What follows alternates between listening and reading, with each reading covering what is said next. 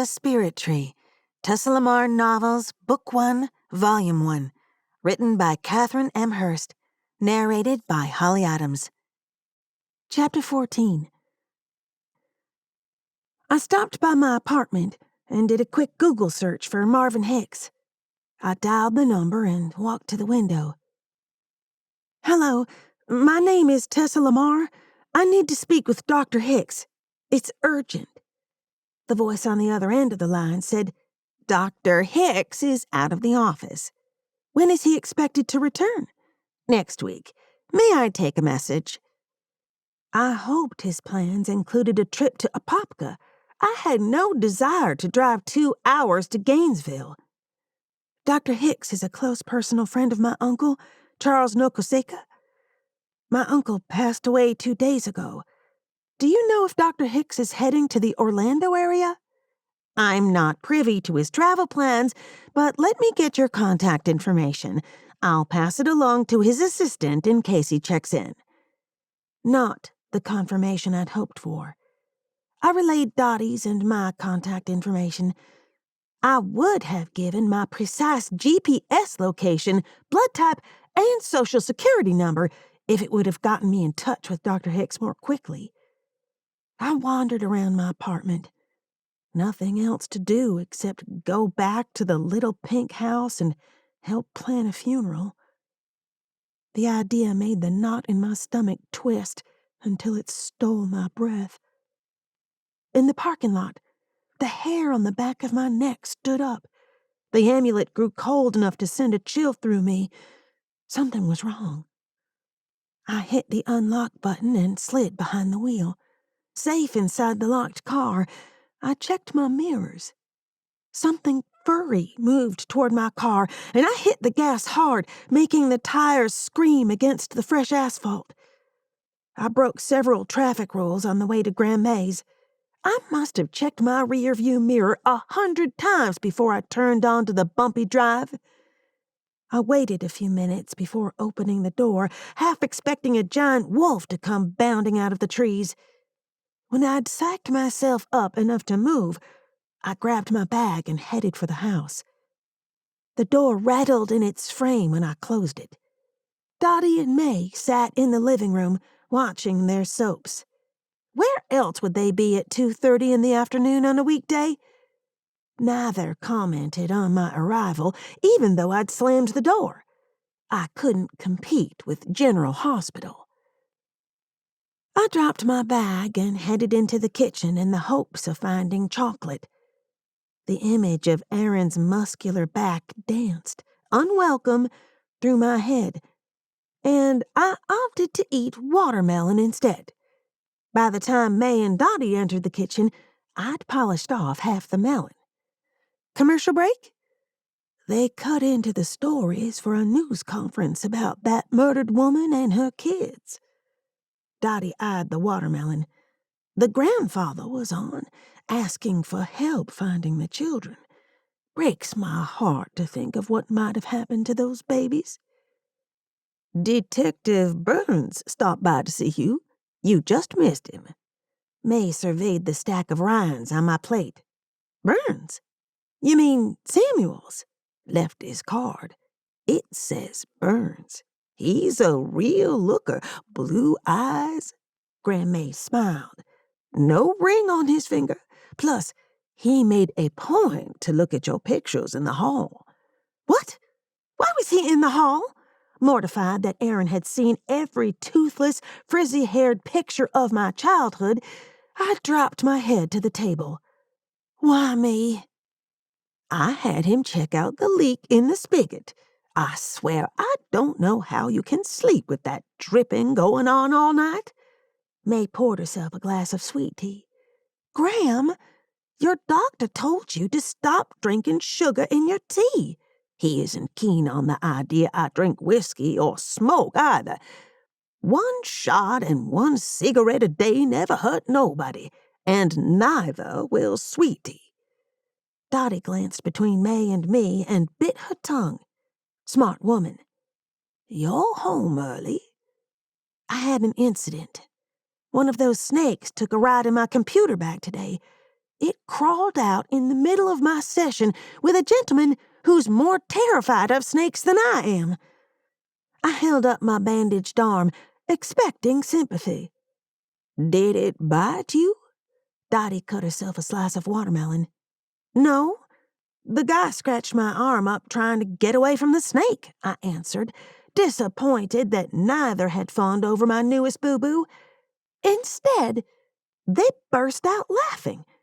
I didn't see the humor, but laughed along with them. Given the stress over the last few days, we all needed a good belly buster. "Are you going to call Detective Cutie Patootie?" May had a wicked glint in her eye. "Ugh, no. I'm done with cops for today."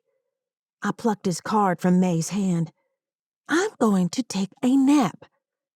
It's been a long day, and my leg is killing me." Chapter 15. I threw myself on the twin bed and stared at the ceiling. I didn't bother to crawl under the faded rosebud quilt or remove the stuffed animals. The room hadn't changed much over the years, and I liked it that way. This was home, consistent and safe. Oh, God. The old house had an awkward floor plan. The bathroom door opened into my bedroom. If Grandma needed to use the bathroom in the middle of the night, she came through my room, which meant that Aaron had walked through my bedroom to get to that darned leaky spigot. He'd seen my room. Pink ruffled drapes, stuffed animals, and all. Dinner was off. No coming back from Pink Ruffles and Bubba, the giant purple teddy bear. My brain spun too fast to sleep. The new job with Haley would work out, but I wouldn't stay more than a year. I still held out hope that I would land a position in criminal justice. Psychopathology has always intrigued me. I liked figuring out what made people do horrible things. Memories of the last couple of days tumbled through my mind, causing me to rethink my plan. I'd seen a lot of horrible things. Perhaps working with the police department was a bad idea. Could I handle that level of stress on a daily basis? Maybe the job with Haley wouldn't be so bad after all. I needed to give Charlie's journal to Dr. Hicks. Maybe he could make sense of the break-in attempts. If nothing else, he could take the darned thing with him, and maybe the scary wolf guys would follow him to Gainesville. I couldn't shake the feeling that the naked guy had, in fact, started out as a wolf. I didn't have the energy to consider what that could mean. Aaron's blue eyes crossed my mind. He frightened me almost as much as the wolf guy. My cell phone rang, but I couldn't get to it before it went to voicemail. Although the call came from a local area code, I didn't recognize the number. I waited a few moments to see if the caller would leave a voicemail. No such luck. I dialed the number, and a familiar male voice answered. "Tessa, hey, it's Aaron. Detective Burns." Several curse words danced through my head. "Hi, I was just about to call you. You came by?" And had a lovely visit with my great-grandmother and checked out my pink ruffled curtains. "We checked the security tapes at the hospital and the clinic. We found the surveillance footage of the guys you described at the hospital. Looks a lot like the guy who tried to break into your house. I'll be by in an hour with photos for your aunt and great-grandmother. I mean, if that's all right." He paused. "We'll be here." I gave him points for not referring to the dead guy as that guy you killed. "The only person who went into your office over the past 24 hours was your boss, former boss. He was in your office this morning. If he groped you, I think you should consider filing a report. I checked into it, and there have been a handful of complaints against the guy, but nothing stuck." "I'll think about it. You don't think he put the snake in my office?" "No, I don't. I think it came in the bag, which takes the case to a new level. Animal control confirmed it was a diamondback rattler. Whoever put it in your bag could be charged with attempted murder, Aaron said. I counted to 3. Thank you for letting me know. Tessa, you need to be careful until we figure this all out and catch this guy. I hung up, unsure of how to take the news. I doubted anyone planted the snake in my bag. According to the ladies, the snake served as protection, which terrified me on a different level. What if the bad guys had snake protectors too? I'm losing my mind. Tessa, is everything all right? May's voice sounded as concerned as Aaron's had. No. We returned to the kitchen table. That was Detective Burns. He thinks someone is trying to kill me by putting snakes in my bag. So, now they're treating this like an attempted murder case. He's going to come by later with some pictures. There were 2 scary-looking guys at the hospital outside of ICU. They could be tribe. He wants you two to look at their photos. I put my chin in my hand and stared at the tabletop. Maybe we should clean up before company arrives. Graham May looked pleased by the prospect of company. Almost too pleased. Graham, please don't try to fix me up with the detective. It won't work. He'd get fired for dating me.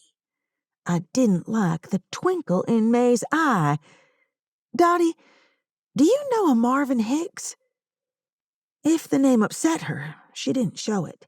Dottie, a serious card player, had a poker face that rivaled the master's. I know Marvin. He's a friend of your uncle's. He's Cherokee. Why do you ask?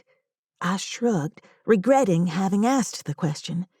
How could I explain this without telling them I'd stolen Uncle Charlie's journal? Not to mention that I'd held out on part of the conversation I'd had with Charlie's ghost. Unlike Dottie, I had a poker face only when in session with my clients. I couldn't lie to Dottie and May. Remember I told you I spoke with Uncle Charlie? They nodded. He told me to take his special box to Dr. Hicks. Dottie sat back, and May leaned forward to take my hand. Where is the box now?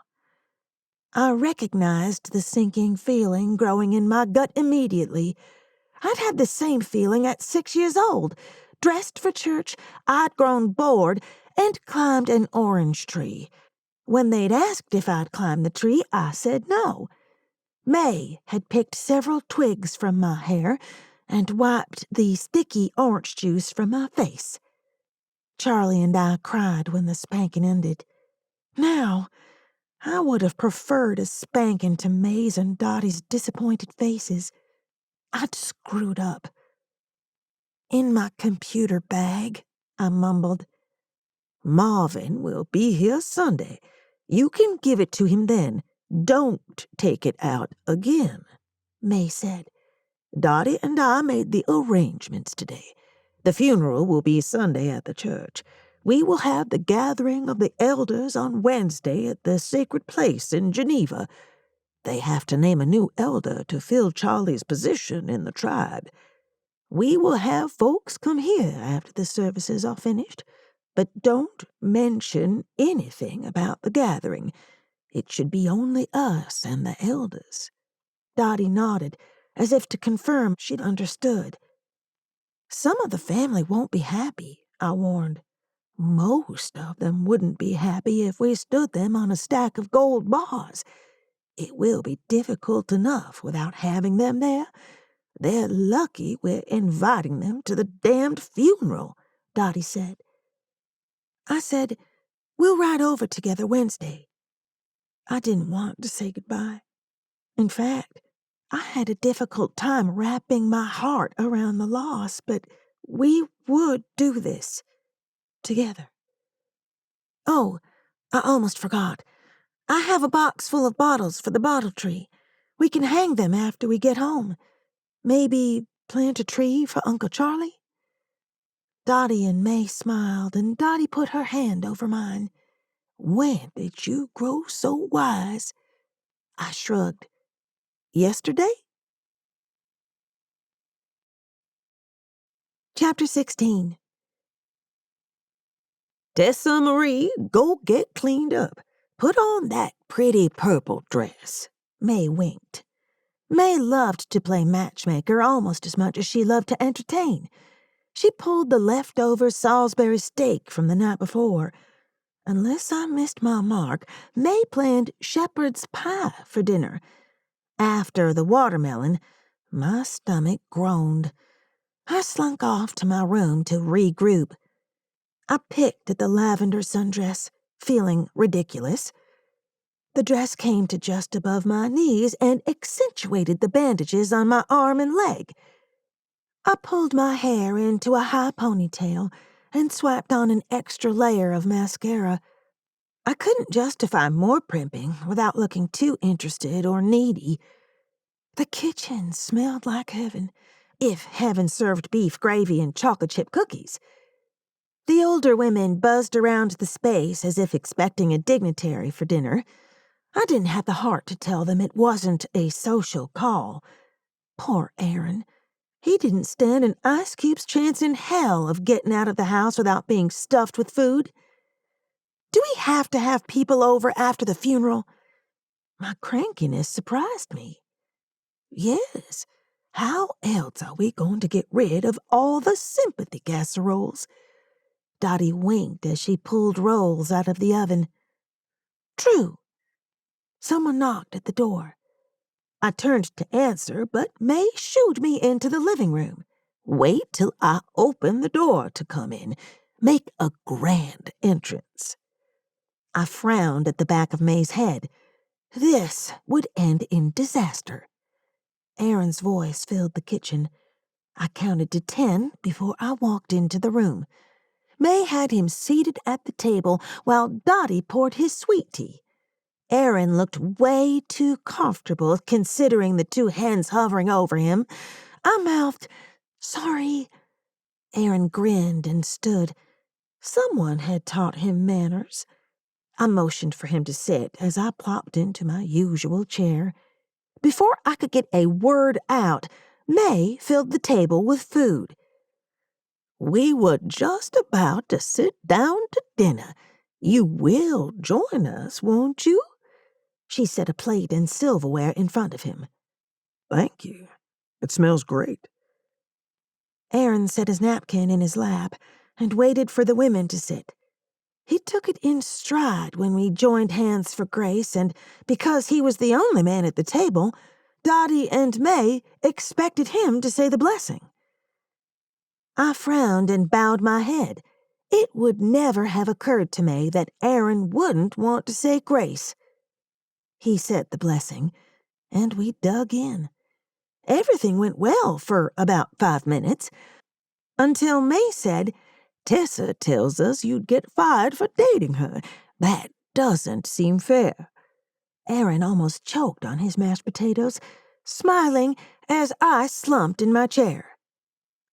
We aren't allowed to date victims on the cases we're investigating, though I do plan to take your great-granddaughter out on a proper date after we solve this case. Tessa Marie isn't a victim, May insisted. I wanted to crawl under the table. Technically, no, but that's what they call it, Graham. I don't care what they call it. It's silly. Aaron focused on his food, as if keeping his mouth full would save him from May's inquisition. Where are your people from? May set her napkin beside her plate. North Carolina. Do you have any brothers or sisters? No, ma'am. Aaron sipped his tea. How long? I laughed, both at May's persistence and Aaron's willingness to play along. Graham, how can he eat if he's busy answering all of your questions? May looked between me and Aaron. Why don't you two go for a walk while Dottie and I clean up? Dottie grinned and began to clear away the plates, patting my shoulder as she passed. Sounds good to me. Aaron offered his hand. Would you like to take a walk with me? I'd love to get some fresh air. I took his hand as I stood. He grabbed my crutches and we slipped out the door. Outside, Aaron chuckled and I shook my head. I'm sorry, I said. Don't be. They're fantastic. He put his hands in his back pockets, rocking on his heels. I like the dress. Was it May's idea? I nodded and covered my face. Come on, let's go sit on Dottie's porch swing. It's out of earshot. I'm sure they're spying on us. We strolled through the yard hand in hand. After we settled on the swing, Aaron stretched his arm across the back, rocking it with one foot. I meant what I said about taking you out. I gave him a little smile. I was at my apartment this afternoon. I thought I saw someone following me. I'm going to stay here until things settle down. He stopped the swing, giving me his full attention. What's going on? There's something you aren't telling me. I don't know why anyone would want to hurt me. I scanned the tree line on the other side of the railroad tracks. Aaron followed my gaze. We should get back inside. I need to show the ladies the pictures and get back to the office. You work around the clock, don't you? When I'm on a big case. I followed him back to the house. I understood his frustration, but couldn't betray my uncle or the tribe. Someone wanted Charlie's journal. I happened to be the one holding on to his secrets. It wasn't personal. Aaron spread still shots of the hospital security footage on the table. Although grainy, they captured both men's faces. Dottie and May studied each picture and shook their heads. I don't recognize either of them, Dottie said. May sat back. Neither do I. Are these the men who tried to break into the house? Yes. Aaron pointed to one of the men. This is the one Tessa shot. We stared at the picture. I hated that I'd killed someone. May stood and wiped her hands on her apron as if she'd touched something dirty. She set a plate of cookies on the table and poured 4 cups of coffee without a word. I need to get back to work. Thank you for dinner. Aaron bowed his head and stood. Dottie patted his hand. Thank you for stopping by. Let me pack up your dessert. May packed several cookies, poured coffee into a travel mug, and showed Aaron to the door. Thank you, ladies. I will be in touch. Aaron met my eyes and dipped his chin. Have a good night, Aaron. Despite my embarrassment, I looked forward to our date. Dottie stood. We should get some rest. It's going to be a long weekend. Chapter 17. We drove to church in complete silence. Yesterday, we'd cleaned house and worked in the yard to prepare for company. Physical labor had kept my mind off my problems. Today, I couldn't escape. Friends and family filled the building, but I stayed close to Dottie and May. We walked to the front of the chapel and sat in front of the wooden casket. To the side of the flower-draped box, a large picture of Charlie smiled at us. Soft music flowed over sniffles and whispered conversations behind us. I'd taken the aisle seat and propped my crutch against the chair. I sent up a silent prayer of thanks when Darlene plopped down beside May. I needed to be as far away from my mother as possible. May patted Darlene's hand, keeping her eyes forward. For once, Darlene remained quiet. Several others came forward and offered hugs and kind words to May and Dottie. Everyone ignored me, which was fine. I didn't want to hear how sorry they were, and if someone hugged me, I'd lose my thin grip on control and cry like a baby. The fragrant flowers irritated my nose, and the sickly sweet scent clung to the back of my throat. The soft music grated on my nerves. I wanted to tell the flow of people to leave us the hell alone. I couldn't keep nodding at the same words over and over again. The pastor took the podium, and I readied myself to leave. Had it not been for Dottie's hand wrapping around mine, I would have run. A handful of people came forward and spoke about Charlie. They told humorous stories, recalled fond memories, and spoke of him in the past tense. I heard every third word or so, refusing to let my brain process any of what they said. My spine remained rigid and my chin firm until the final prayer. We remained in our seats as each person went up and said the same words as before the service. We waited until the room emptied before May and I helped Dottie to the casket. She set her trembling hands on the soft wood and bowed her head. I did the same. The wood reminded me of Uncle Charlie's cedar box. My heart constricted, stealing my breath. Strong hands rested on my shoulders, and I turned to find May. We walked out the same way we'd come in, with quiet grace. Chapter 18. It was a nice service, May said. Dottie and I nodded. Most of the others had already arrived when we pulled into the drive. People busied themselves by setting out food and catching up. The happy noise of children playing in the yard brought me to tears. No one should be happy today. Yet life went on. Charlie always loved having a house full of people and a yard full of kids, but it meant nothing without his laughter to punctuate the voices. Dottie and I sat on the porch swing, holding hands. We moved in slow motion while the world and people around us sped by. Cousins brought us food.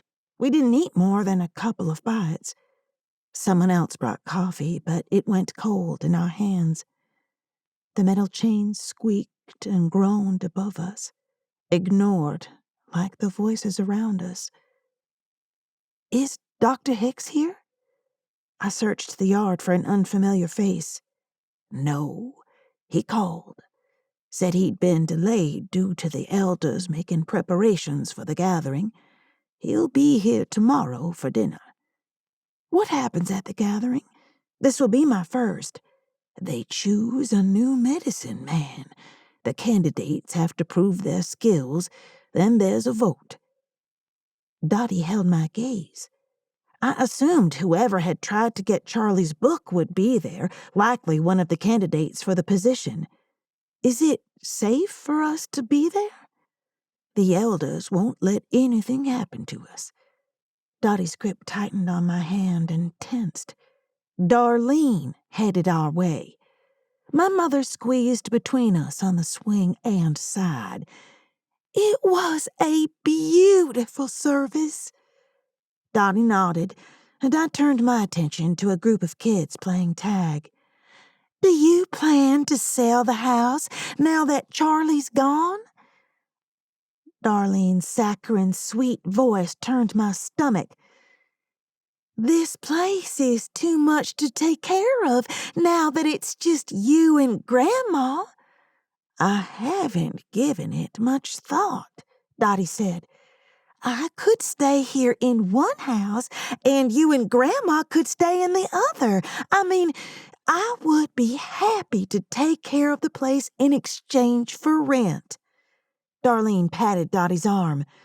I turned to my mother and narrowed my eyes. You'd be willing to mow the grass and clean up after the chickens? Well, no. They would need to get rid of the chickens, nasty things. I'd see to hiring a lawn service. Darlene smiled brighter. Thanks for the offer, Mom, but we have things under control. All eyes turned to the swing when Darlene jumped up and started to shout, "You don't speak for Dottie. It's her decision to make, not yours, young lady." I steadied the rocking swing with my good foot. "Mom, let it go for right now. This isn't the time. We are all grieving and need time to process. Look at Miss College degree, talking all fancy." Despite my education, I had hung on to my accent and poor white trash dialect to avoid appearing snobby around my family. Times like this, I felt like a fraud as a professional and as a hick. I simply didn't belong. "You're upset. Let's take a little time and calm down. Would you like to talk about Charlie?" "Don't you dare psychoanalyze me!" Darlene played it up for the growing audience. I wouldn't even know where to start. I didn't see the slap coming until the sound rang out and my cheek stung. "I birthed you, raised you, gave up my career. You are an ungrateful little bitch. Who do you think you are?" Droplets of spit landed on my face. "Enough." May inserted herself between my mother and me, as she had so many times in the past. "Party's over. Time to get going." People began to clean up paper plates and say their goodbyes. Darlene stomped into the house. May kissed my cheek and walked to the bottom of the stairs. She accepted hugs and words of sympathy from the family. May stood watch like a 4-foot-10-inch guard, blocking anyone from getting too close, until the last car pulled away. Chapter 19. "Tessa Marie, go get the big frying pan from Dottie's. I took out some chicken. We need to get dinner cooking before the boys come calling." May rubbed her hands together and took out flour, oil, and a dozen spices. Colonel Sanders didn't have a thing on Grand May. Dottie took a chair. "Boys, I invited Detective Burns." May grinned from ear to ear. I grabbed my crutches and walked out the door. 1 day since we'd said goodbye to Charlie and May was already playing matchmaker. I resolved to tell Aaron to stop accepting my great-grandmother's invitations. I retrieved the bottles from my trunk and set them near May's porch steps. If the weather held out, I'd hang them on the tree later. I didn't bother looking for snakes on the path to Dottie's. I knew they were watching me. Their eyes made the hair on the back of my neck stand upright. While I knew they were protecting me, I couldn't get past my apprehension. Fear gripped me. No one had locked the front door. With people trying to break in, someone should have thought to lock it. A quick inspection told me that everything was in place. The blood stain had faded, though still damp from scrubbing. The house seemed peaceful, but my heart continued to pound. I half expected to see Uncle Charlie walk out of his office and ask about dinner. Several times a day I had to remind myself he wouldn't be coming back. I didn't have time to follow that train of thought, though. May was expecting company. A white sedan bounced its way up the drive. Our guests were arriving earlier than planned. Good. I hurried to the kitchen, pulled the heavy cast-iron pan from the cabinet, and walked to the front porch to get a better look. The snakes had returned to the porch and walkway. Perfect. A middle-aged man stepped from the car and glanced around. If he noticed the snakes, he didn't react. I couldn't decide if I admired him or thought him crazy. Snakes swirled in his path, but managed to get out of the way before he stepped on them. "Dr. Hicks?" I called from the porch and waved my free hand. The amulet around my neck grew cold. "That's me." He smiled and walked in my direction. I cradled the heavy skillet against my chest and limped toward him, mindful of the snakes at my feet. The amulet chilled me to the bone. I hesitated leaving the safety of the front porch, but the pen made as good a weapon as any. If Dr. Hicks set the amulet off, I could clock him with the skillet. I'm Tessa, Charlie's great-niece. My great-grandmother and aunt are... I walked toward him and caught movement in the corner of my eye, a split second before a gun fired. I would have bet my life that the cast-iron frying pan would stop a bullet, and I would have lost. The force of the shot knocked me to the ground, and the weight of the skillet made it difficult to breathe. I stared, half blind, into the canopy of live oaks. In the distance, someone yelled, "Stay inside!" Someone took pieces of the skillet from my hands.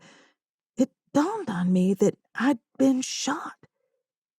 Panic and pain followed. Someone lifted me from the ground and ran, laying me on the ground near May's house. My body burned with a fire that started in my chest and ran out to my fingers, toes, and the top of my head, like lava in my veins. "She's gone," a voice said from somewhere above me. I'm not dead. I could see the sky and hear May and Dottie wailing. My body burned as I tried to call out, but no sound came. Maybe I'd died and was on my way to hell. The little preacher in my head shook his Bible. A black animal moved near me, but I couldn't turn my head to see. Had the wolves returned? I had to get inside, but I couldn't move any more than I could call out. The animal sniffed near my ear, and I expected teeth to tear into my flesh. Instead, a huge bear filled my vision. The bear nudged the side of my face, grunted, and disappeared from view. It stayed close, but not close enough to see. Snakes crawled over me, their cool skin slithering over my limbs.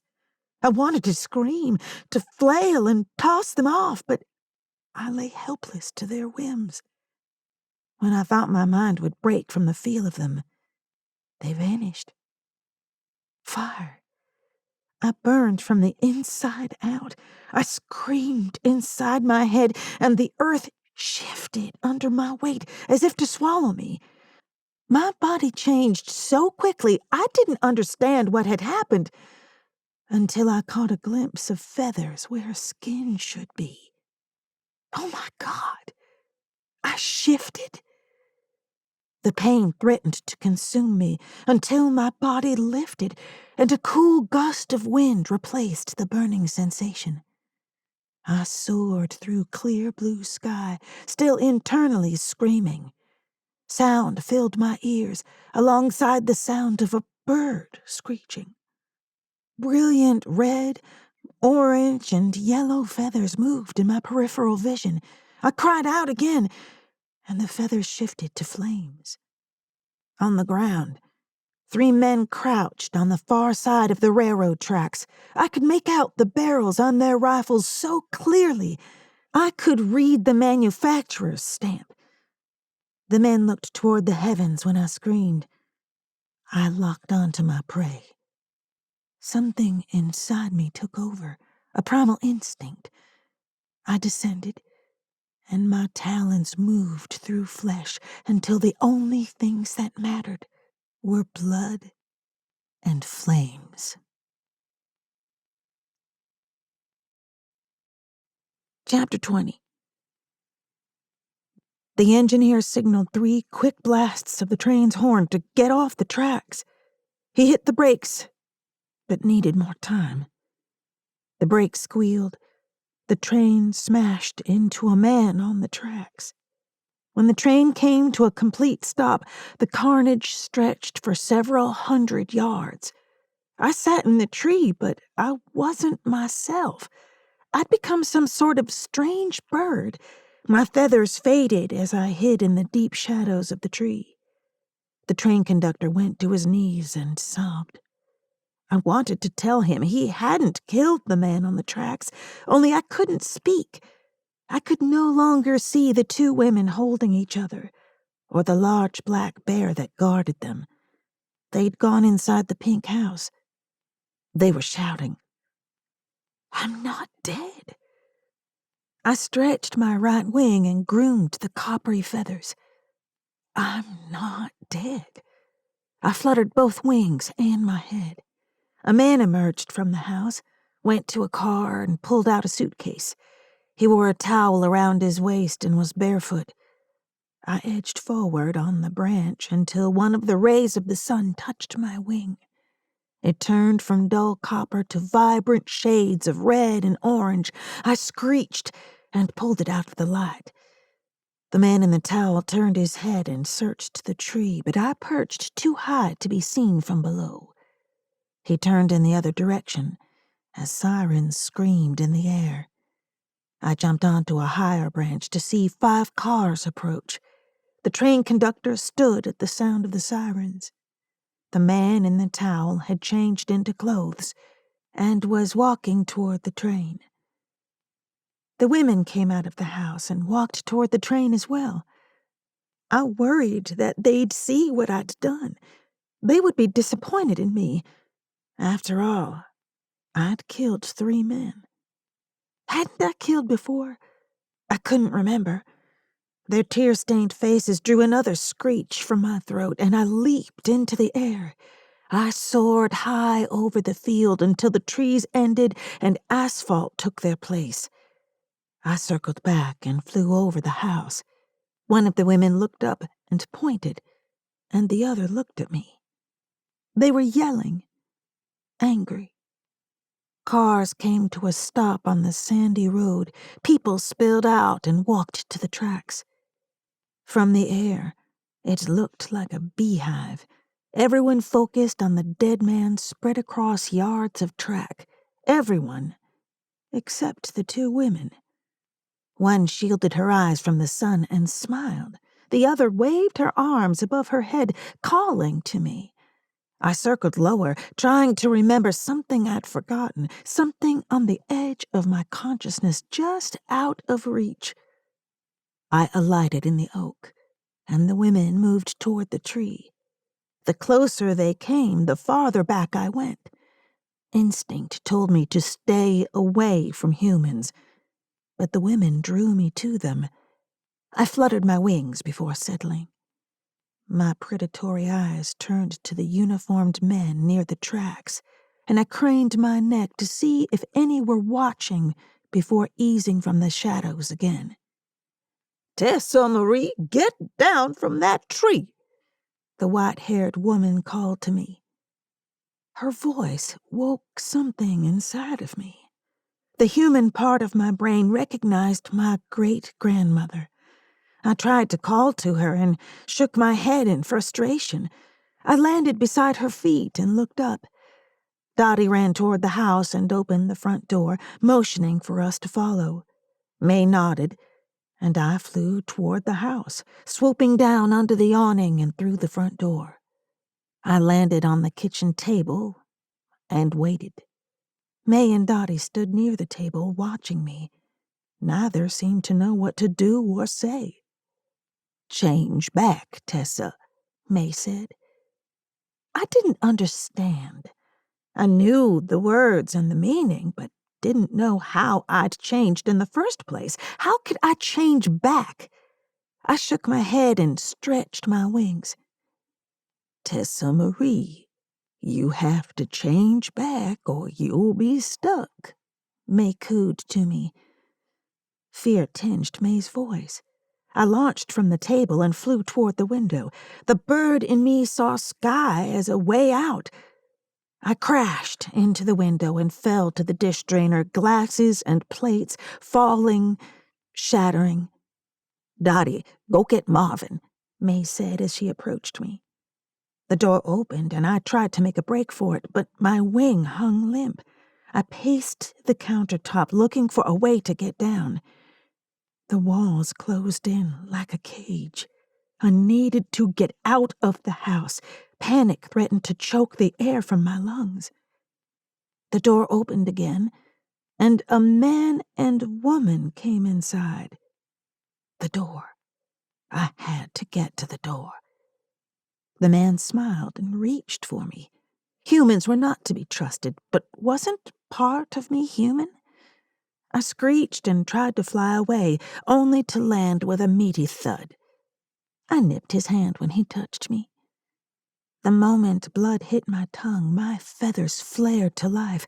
Smoke filled the air as a dish towel caught fire. The flames licked at my feet, but didn't burn. Tessa, you must stay calm and turn back, he whispered to me and scratched the feathers on the top of my head. I closed my eyes and tucked my head down to give him more room to scratch, hating myself for giving in to the affection. Humans, with their faults, smells, and smiles. The animal in me hated him. But the girl loved the attention. The older women began to hum a song. I'd heard the song before, but not hummed. Whistled. I opened my eyes. A strange man carried me in his arms. Why am I naked? Exhaustion made my head and limbs too heavy to move. He carried me into my bedroom and set me on the bed. Someone turned on the spigot, filling the tub. I touched my chest, and something crusty and sticky coated my fingers. Blood. Chapter 21. Voices carried from the other room. I made out May's voice among the lower tones of men. I tried to sit upright, and the room spun. The area between my breasts ached, and breathing hurt. It had to be one hell of a bruise. "Graham?" I called from the bed. Bits and pieces of memories came uninvited, none of which made any sense. "Graham May? Dottie?" The voices outside the door quieted, and May poked her head into the room. "I need water. My throat burned. Please." May brought water, and Detective Aaron Burns. He stayed by the door as if afraid to come into the room. I sipped the water, murmuring, "Thanks." Aaron smiled and dipped his chin. I must look like death eating a cracker. Only I couldn't bring myself to care. "He wouldn't leave until he saw you for himself." May winked. She set the glass onto the nightstand and grinned as she left the room. "Hi?" I smiled. Hi yourself. I hear you were saved by a cast-iron skillet? He pulled the chair from my desk and sat beside the bed. I winced and touched my chest. "Is that what happened? I can't remember." Aaron watched me with concern. Your aunt and great-grandmother refused to send you to the hospital. I tried to argue, but they're a formidable pair. They must like him if he'd argued and come out of it in one piece. "I'm okay, but my chest is sore and I have a headache. How long have you been here?" Aaron made a show of checking his watch. 4, 5 hours? "Why did you stay so long?" Besides the fried chicken? He laughed. I wanted to tell you we have the man who tried to shoot you. His prints were on the gun. I nodded and closed my eyes. He was holding something back. I remembered bits and pieces of what happened and had some freaky dreams, but I couldn't put it all together. Aaron wasn't the one to ask. "Are you closing the case?" Not yet. There are still some unanswered questions. It'll be closed soon. He glanced out the window toward the field. There'll be uniformed officers and inspectors from the railroad working near the house for the next day or two. I tried to get a breath around the lump in my throat. "I'm not very good company right now." Aaron stood and kissed my brow. I shouldn't have done that when you aren't able to find me off. I have to go. Get some rest." I reached for his hand. "I wouldn't have fended you off even if I could. Thanks for waiting for me to wake up." The door opened and another man entered.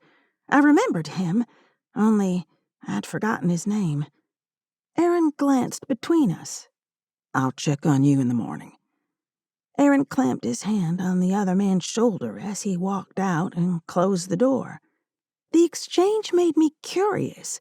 What in the world had gone on while I slept? Aaron acted like he and this guy were friends. I suspected Graham May had something to do with it. "How are you feeling?" He stood near the foot of the bed. "Tired and sore?" I frowned. "I'm sorry. I forgot your name." "Marvin. Dr. Marvin Hicks."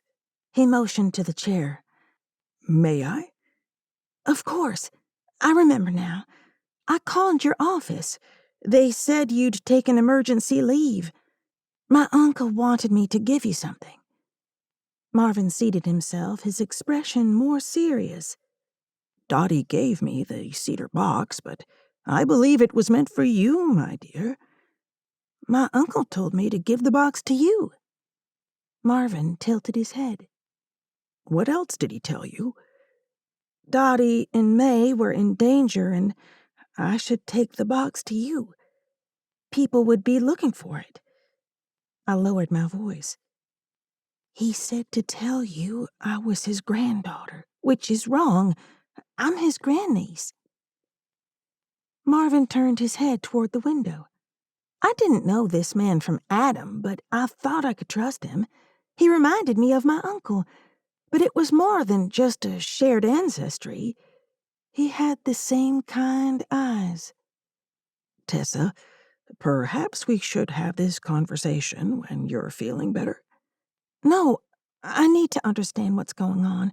Wait, you were here? When I was shot? I remember that you just arrived." Marvin nodded.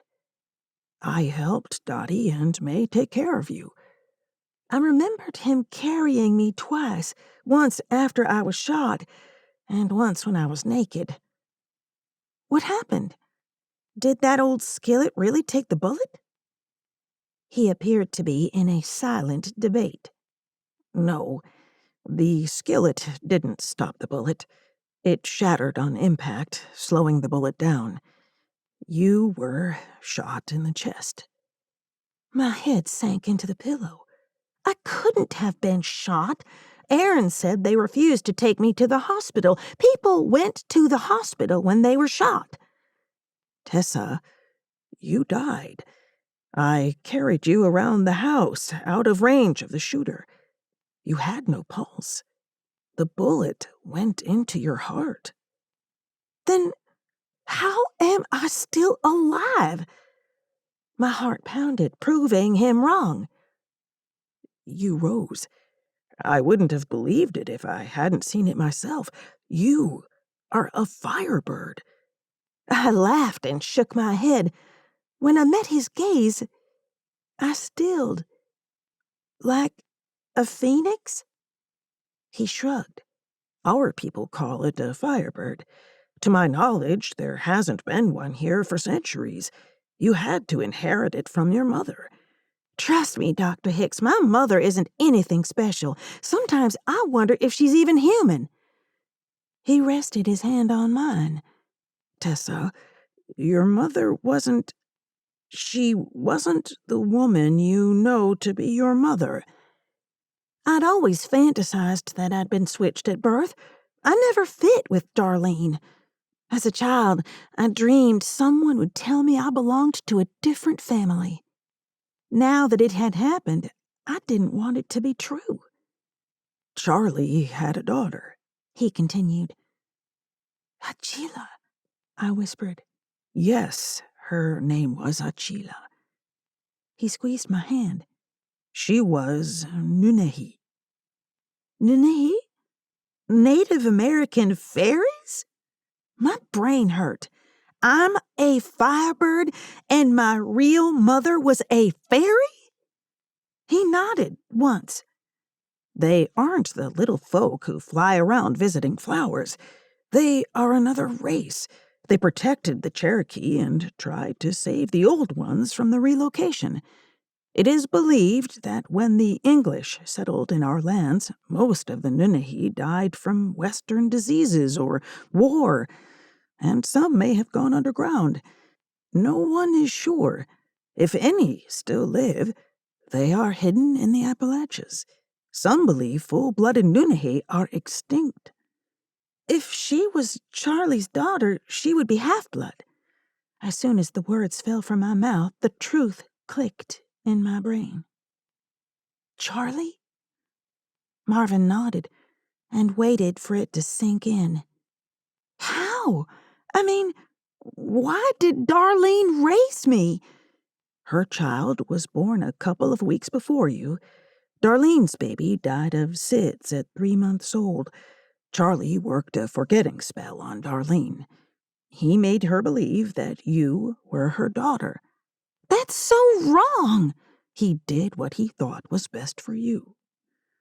I pressed my fingers to my temples and closed my eyes.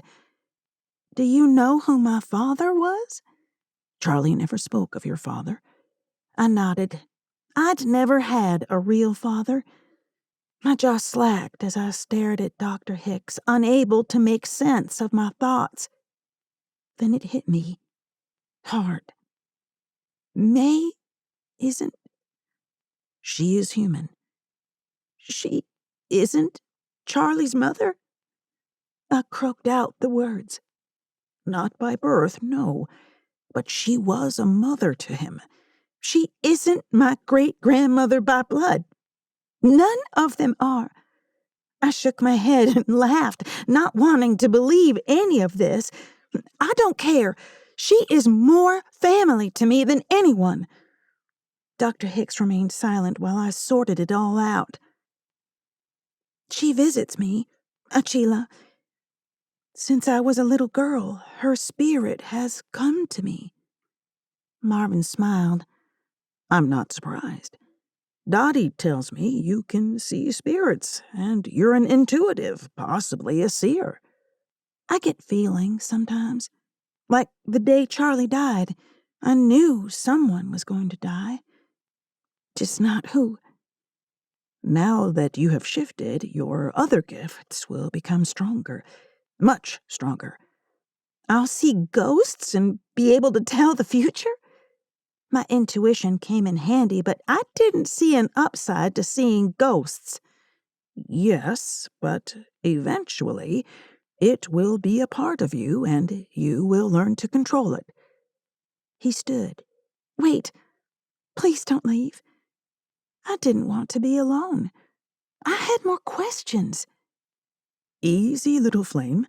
I'll be right back. He smiled and walked out. I cringed when Dr. Hicks used my uncle's pet name for me. Charlie had to know I was part Nunnehi. Did he know I was a firebird? Had more than my red hair earned me the nickname? No, this couldn't be real, any of it. Soon I'd wake up from this nightmare. Dr. Hicks returned with Uncle Charlie's composition book and handed it to me. I cannot read the pages. I ran my hands over the cover. Neither can I. Try, he insisted. The change in his tone gave me pause. What difference did it make to him if I could read the book? I slid the rubber band off. The writing remained an unfamiliar mess of symbols and scribbles.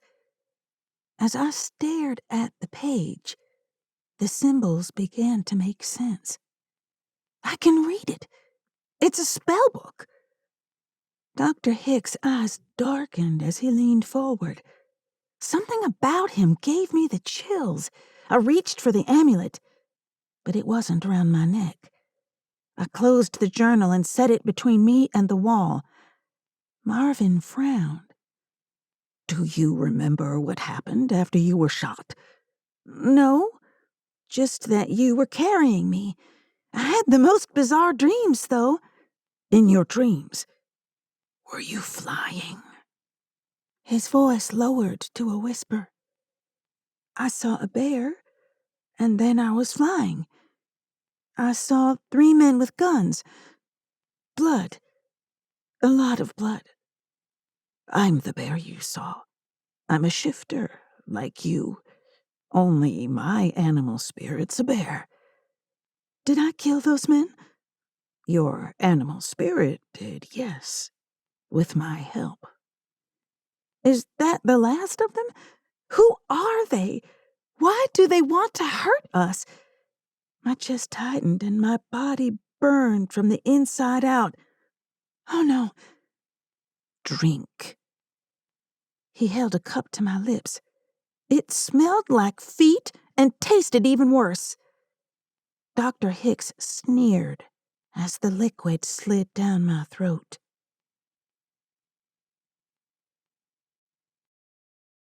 Chapter 22. I woke to the pink-ruffled curtains swaying in the breeze. It tasted like something had died in my mouth.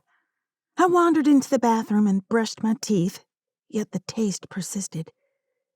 A haggard reflection stared back from the mirror. My stomach loudly reminded me I hadn't eaten in days. The cold fried chicken tasted like ashes on my tongue. The tea oozed, syrupy and thick. Even toast made my stomach clench as it turned to a paste. I gave up on food and searched for my cell phone. Wednesday. I'd slept for almost 2 days. 24 missed calls and twice as many missed text messages. I set the phone aside. Someone had scratched out a note and secured it to the fridge. I didn't bother to read it. The thought of a bath enticed me, until the possibility of conjuring the spirit of my dead mother crossed my mind. I wanted to speak to her, to ask the questions that floated around in my mind, but I needed time to process everything I'd learned. Not to mention, my talks with her were cryptic at best. I need to get out of here, I mumbled. Without any thought to the consequences, I stripped out of my nightclothes and opened the window. Standing in the room bare as the day I was born, I wondered if I'd suffered from a psychotic break. I sat and put my head in my hands, trying to force myself to cry. I needed to let the emotions out, but none came. The burning in my chest returned. Instead of letting it consume me with fear, I focused on the sensation. It didn't burn like an open flame as it had before. It reminded me of sinking into a warm bath. My back bowed as my body tried to resist the change. I forced myself to relax, and the warmth filled me. I launched skyward from the windowsill, faltered, and began to plummet. Each time I thought with my human brain, my innate ability to fly wavered. I couldn't allow the animal to take complete control. As I understood how my new body worked, I ventured from my home. I soared high on the currents and dove toward the earth, only to spread my wings and drift high again. For the first time since Grandma May had called me to the hospital, my mind stilled. I had no cares, no worries of people trying to kill me, no grief or loss, no family drama, no job, no patience, no disappointments. I was free. The gathering with the elders would happen on Wednesday. Today? How had I forgotten? Better yet, how could they have let me sleep through the gathering? I couldn't miss the chance to make sure the people trying to kill me were dead. I changed headings and flew east. Anger, hurt, and confusion whittled away at the fragile peace I'd found in the air. By the time I flew over the university, my wings glowed with an orange tint. The sun had almost set when I reached the forest in Geneva, my tail feathers leaving a streak of red flames in my wake. The thick tree canopy made it difficult to see the ground, yet my predatory vision picked up the smallest movements. I tracked field mice as they scurried from my shadow. I approached the clearing. Several people stood in a circle around a fire pit. Some wore street clothes, while others wore ceremonial garb. The official change of leadership had begun. My heart beat with the cadence of the drums and stomping feet. I tucked my wings and dove toward the fire in the center of the gathering. Circling once, I aimed for the sand surrounding the pit. Despite my efforts, I landed in the center of the flames. My initial instinct was panic, but the fire didn't burn. In fact, it energized me. Shouts bellowed over the roar of the flames. People scattered away from the pit, wide-eyed and frightened. Dr. Hicks folded his arms over his chest and watched with a grim expression. I spread my wings and rose until I hovered over the flames, quite pleased with my new skills. Had I been in human form, I would have laughed. Instead, the sound came out in a shrill caw. Those gathered there stared, and a few moved closer. Impossible. One of the elders reached forward but yanked his hand back when the flames licked his skin. Graham May called my name. Leave it to May to ruin all the fun. I tucked my head to my chest and focused on the sound of her voice. The shouts around me grew louder. My eyes watered from the smoke, clouding my vision. I stood in human form in the center of the fire pit, untouched by the flames. The words that were being shouted surprised me. I'd been around these people my entire life and never heard them curse. Graham May needed a case of ivory soap for this crowd. Dr. Hicks stepped forward and offered his hand. A little late to be self-conscious, I held my head high as I stepped out of the fire. It seems we have a challenger for the position of shaman. Dr. Hicks slanted his eyes to me.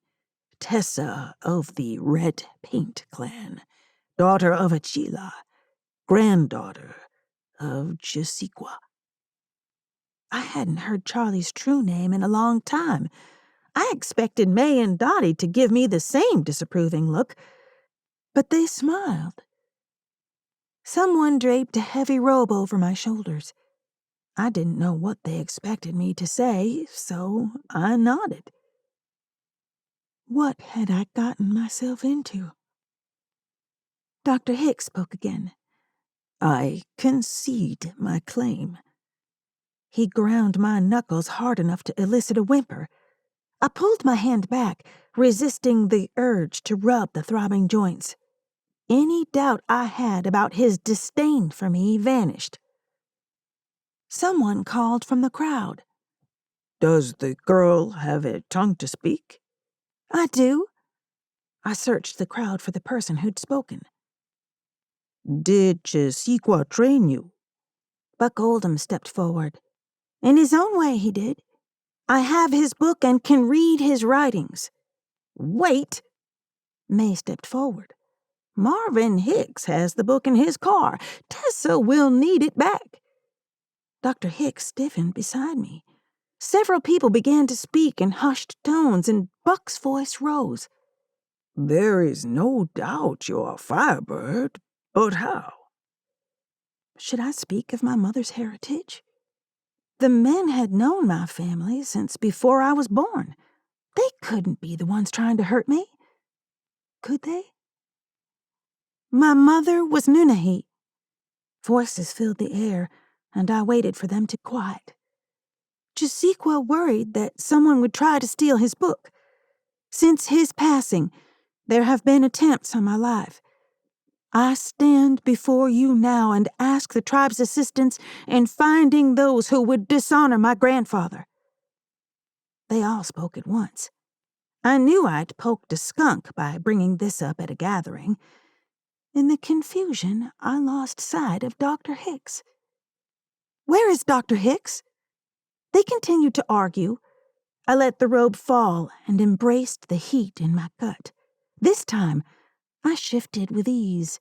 Before anyone could stop me, I took flight. I flew over the parking area as a white sedan backed out. The car swung around and sped down the gravel drive, heading for the highway. I followed for a few miles, then turned back toward the gathering. My flying allowed me time to think. Obviously, Marvin had planned to take Charlie's position, but why? Charlie trusted him, and he'd helped me when I first shifted. He'd killed the men in the field. Hadn't he? I couldn't remember seeing the bear after my change. When I returned to the forest, the elders and my family had gathered beneath a pavilion. Food was set out, although no one had touched it. I shifted near the dying fire and slid the robe on. My skin prickled, as if someone was watching me from the trees. I wished I had my amulet, but I'd left it behind when I shifted. Whoever, or whatever, didn't seem to present a threat. I had no idea how I knew, but I trusted the feeling of peace flowing from the dark woods. Did you find him? Buck met me on the path. No, he traveled north toward Highway 46. He has the book. Buck set his arm around my shoulders and gave me a squeeze. Don't worry, little flame. We will find him. Do you plan to claim the position of shaman? I stopped walking. I'd never considered the possibility. Did I want it? May I have some time to grieve before I answer? Of course, but we will need an answer before the next gathering. In the meantime, I'm going to keep you ladies safe. Good luck. Have you met my great-grandmother?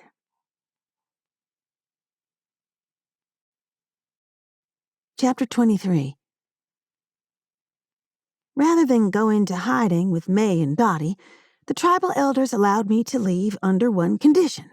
I had to agree to have a bodyguard with me at all times. Bryson, my new bodyguard, was the consolation prize. Bryson was a shifter. Specifically, he changed into a hawk. Nothing about him was hawk-like, though. He looked more like a bull. A freaking hot bull with muscles, a strong jaw, and a long black ponytail. I gripped the steering wheel. Look, I don't need a bodyguard. The great thing about being a firebird is I can't die. I'll just rise from the ashes and fly away. You can just drop me off. I smiled. There are ways to kill a firebird. Right. I pulled the car up the drive and cut a hard left onto the grass. Pull up closer to the door. Mabel pitch a fit if I park on her grass. Do it. I eased the car forward. A thick arm crossed my chest before I could open the door. What now? Wait until I come around, he said. Oh, for Pete's sake. Bryson took his time checking the perimeter before unlocking May's front door. By the time he opened my door, I wanted to punch him in the face. I hopped out and took my time walking around the car. The box of bottles sat on the bottom step, and it smelled like rain was coming. Would you bring that box inside for me? My phone rang as I walked inside, giving me an excuse to leave Bryson in the kitchen. Hello? Tessa, it's Aaron, Detective Burns. I've been trying to reach you. Is everything all right? Yeah, we had a tribal meeting. It's been a long few days. I left my phone at the house. Do you remember seeing any wild animals around the house the day you were shot? I reached for the door jamb. Which time? I've been shot twice in 2 weeks. The second time. I decided to lie. No, nothing since the attempted break-in. Why? We found 2 men mauled and burned in the field by the house the day you were shot. Oh, God. Had I really killed people? My heart slammed against my chest. Weird. The line went quiet. I pulled the phone from my ear and glanced at the screen. Are you still there? Yes. Mind if I stop by? A personal visit. What I mean is they'll be closing the case soon. I would like to see you, personally. I laughed. Personally? Sure. Great. Be there in 10. Aaron disconnected before I had time to change my mind. How in the hell would I explain 250 pounds of Native American muscle in my living room? Hey, Bryson? I found him fiddling with his cell phone. I'm expecting company, a cop friend. Let's not get into the whole bodyguard thing, okay? He shrugged. Cousin Bryson, in for the funeral. Don't even think about leaving with him. I turned and headed for my room. I needed a quick shower and to change out of the robe. My hair smelled like smoke and bird feathers. I'd moved as fast as I could, but someone knocked on the door before I could rinse the conditioner out of my hair. Crap. Male voices drifted into the room as I stepped out of the shower. Aaron could have a conversation with anyone, including a Neanderthal. I combed out the tangles and slid into a pair of jeans. He'd seen me look worse, but I still wished I had more prep time. I wiped the steam off the mirror for one last check. In the reflection, a woman stood behind me. My birth mother. How had I not noticed the resemblance? We shared the same hair and eye colors, and the shape of our faces was similar, though our builds couldn't have been more different. I reached forward and touched the spirit woman. I had never tried. Even as a child, I'd assumed my hand would pass through her. Her skin was solid beneath my fingers. You're my mother. Yes. Achila brushed my hair from my face. I have so many questions. Tessa! Who are you talking to? Is someone in there with you? Bryson banged on the bedroom door.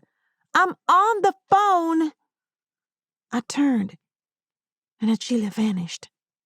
Damn it! Seriously, would a little privacy kill you? I went into the kitchen, and Aaron cleared his throat. Hi, Aaron. Sorry to keep you waiting. I had to shower. I smelled like a bonfire. Bryson laughed and went back into the living room, shaking his head.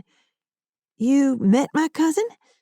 I tried to make light of the situation, but I was thinking of ways to cook hawk stew. Aaron folded his arms across his chest. His eyes moved to the phone on the table. I leaned in to whisper, I was giving myself a pep talk. I do that sometimes when I'm nervous. Why are you nervous? He grinned. I'm kidding. I'm nervous too. You look good for someone who's been shot twice. I couldn't exactly tell Aaron that my wounds had healed when I shifted into a firebird. I shrugged. Grandma is a miracle worker. Aaron gave me a dubious look. I debated sitting at the kitchen table. May would approve, but it left Bryson within earshot. I motioned for him to follow me into my bedroom, making sure to limp and grimace every so often. Aaron closed the door behind him. If Bryson needed to pee, he'd have to go outside. This isn't what it looks like. It's a small house, and with him here, there'll be no privacy. As long as you know I don't put out on the first date. I sat on the bed. My grandma would pitch a fit if she knew I had you in here with the door closed. She didn't mind me being in here when you were shot. Aaron ran his hand over his chin. Where did the nickname Grandma come from? I'm betting there's a story behind it. Great-grandmother May was a mouthful when I was little. I grinned at his socked feet. We were never allowed to wear shoes in the house. Old habits. He sat beside me. Where did you grow up? Montreat, North Carolina. Took me forever to lose the accent. I've been there.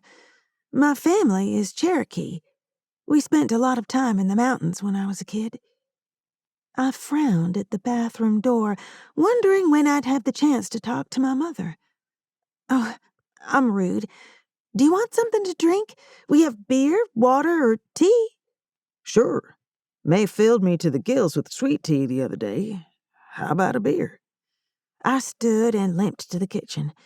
Before I returned to Aaron, I looked in on Brasson. There's beer in the fridge and some leftovers. Help yourself. He nodded without taking his eyes off the television. I snatched a beer from the fridge and returned to my bedroom. How long have you lived in Florida? I went to UCF right out of high school. Been here ever since. He took the beer and smiled. You don't drink beer? Nah, tastes like it's been through someone once already. He nearly spit beer on the quilt. Never thought about it like that. How about you? I assume you were born in Florida? My great-grandmother was born in the greenhouse next door. I went to college at FSU, then grad school at UCF. I've traveled quite a bit, but always lived in Florida. I settled against the headboard and drew my legs beneath me. Aaron followed my lead and leaned his back against the wall. They transferred Samuels and me to the Rivera case. With all of the media coverage, the chief is under a lot of pressure to find those kids. He put his best detectives on it? Aaron ran his hand over the back of his neck. Yeah, I guess. Are you allowed to talk about it? I've seen some of the news coverage. It's awful. I couldn't take my eyes off him. The father isn't giving us any information. He's our only suspect. Feels off. Aaron shrugged. Let's not talk shop. I want to know about you. What do you want to know? Let's see. You know how to shoot a gun. Do you hunt? If you count tin Kansas hunting. I laughed. Do you? I used to, with my dad. We'd camp out in the mountains and bring home enough deer to last months. I haven't gone since I moved to Florida. His eyes lost their sparkle. When did your dad pass away? Aaron tilted his head. My senior year of high school. Both of my folks were killed in a car accident. How did you know? I read people for a living. What they say with their words is only half of what they actually say. You should have been a police officer. He laughed. You'd make a good one. You've had a rough go of it the last few days, and you're still standing. I smiled and touched his cheek. That's because I was raised by two genuine Southern ladies, sweet as honey and tough as nails. He leaned forward and brushed his lips across mine. The angle made the kiss awkward. I pulled back as the image of him hugging two young children flashed through my mind for the second time. Do you have kids? No. Why do you ask? I don't know. It just occurred to me you might have kids. He leaned forward to put his beer on the nightstand and kissed me again. This time his mouth pressed more firmly to mine. He traced a slow line across my lower lip with his tongue as he pulled away. His eyes locked on mine, and I kissed him again. I'd imagined kissing him since we'd first met. The real thing was better than I thought it would be. I ran my hand to his chest as he slid his arm around my shoulder. He eased me closer and tangled his fingers in my hair. We held each other, lingering in the kiss. When we parted, he nuzzled his face against mine. I melted. He whispered into my ear, Who takes care of you, Tessa? My breath hitched in my throat, and I shook my head. Any other time, I would have said I could take care of myself. Lately, my life had had more twists than May's soap operas. The idea of someone taking care of me sounded pretty darn good. He pulled back and brushed his fingers over my cheek. You look tired. I should go. Stay. Chapter 24. I smelled bacon and snuggled into the pillow. Aaron's cologne lingered, reminding me of the night before. I threw the blankets off and slid into my jeans. Where had Aaron gone? I had to give myself props for keeping my hands to myself. Well, mostly to myself. My lips ached from too much kissing. I brushed my teeth and splashed some water on my face. I pulled my hair into a ponytail and limped into the kitchen. The limp purely for Aaron's benefit. Aaron and Bryson sat at May's table eating a mountain of eggs, bacon, and grits. Both men turned and smiled. They seemed too friendly with each other. I went for the coffee pot and stumbled over the box of old bottles. Are you okay? Aaron stood to help. Yes, just not used to having a box in the middle of the kitchen. I slanted my eyes at Bryson, and he shrugged. When do you have to be in the office? I sat and sipped my coffee.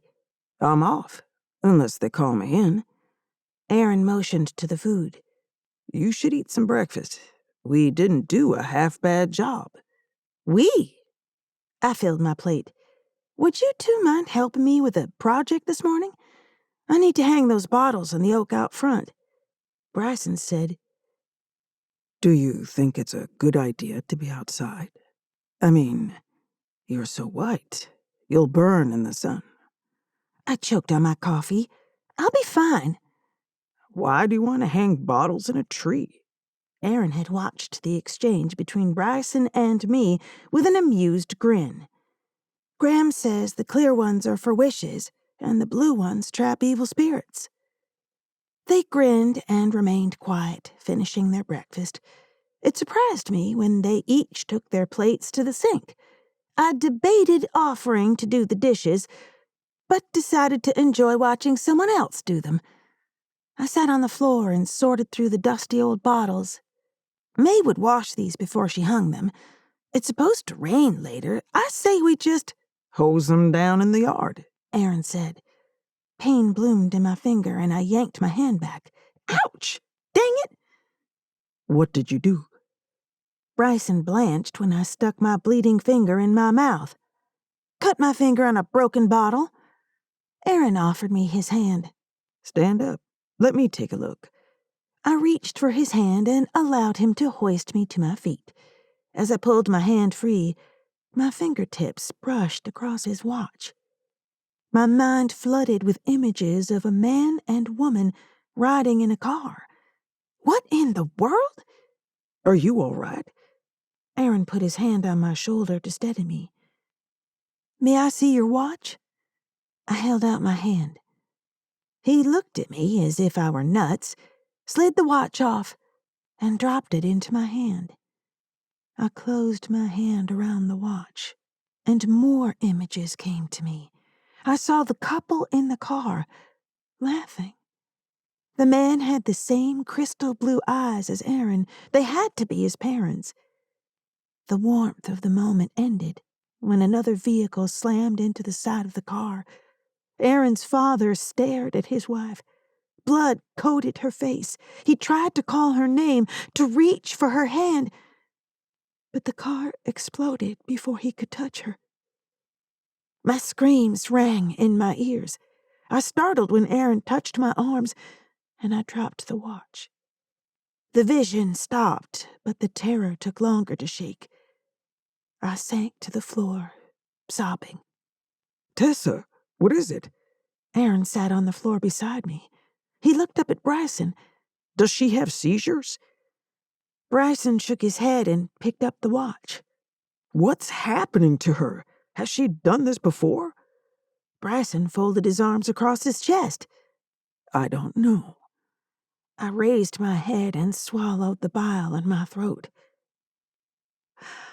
I saw your parents. That was his watch.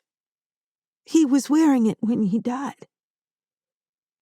Aaron stared as if I'd punched him. I see things sometimes. I saw the accident. Aaron let out a nervous laugh. Come on, Tessa. Be serious. This isn't funny. I'm not joking. They were broadsided. The car exploded after impact. Aaron's mouth fell open. How did you know that? I told you I see things sometimes. I stood and went to the cupboard for May's whiskey. Aaron watched me as I drank straight from the bottle. You're right. That's how they died. I wrapped my arms around myself.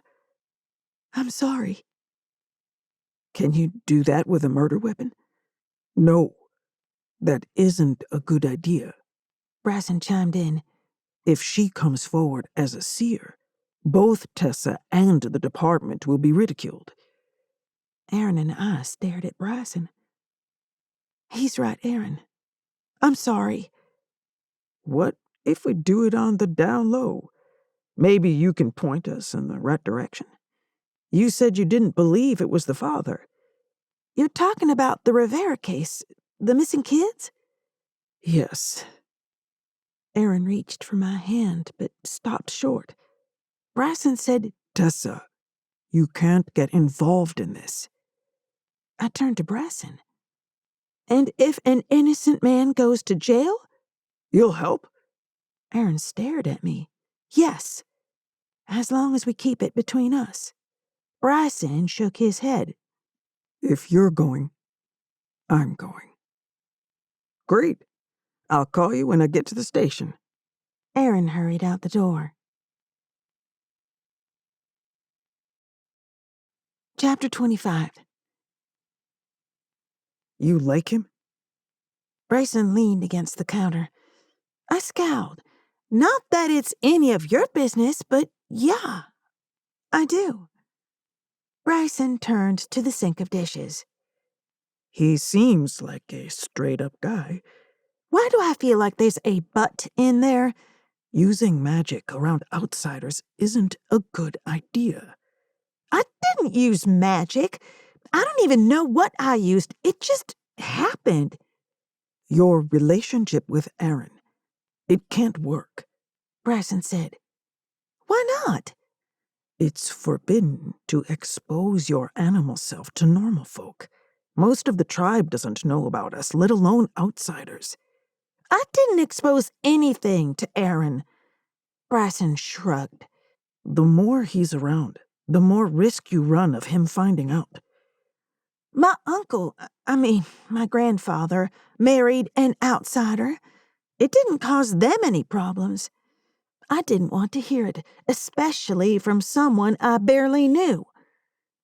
Dottie was exposed to shifters before she met your grandfather. She survived an attack, and he healed her.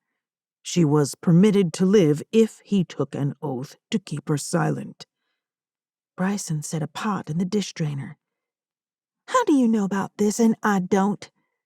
I was there when he took the oath. He turned and dried his hands. What? When you were 2? Bull. I was in my late 60s when they were married. He tossed the towel on the counter. We don't age like others. I sat down and put my head in my hands. My grandfather was a shifter? Bryson nodded. He aged like a normal man. Are you certain? Bryson's chin rose. He was Nunehi. There's no telling how old he was. Purebloods can live forever.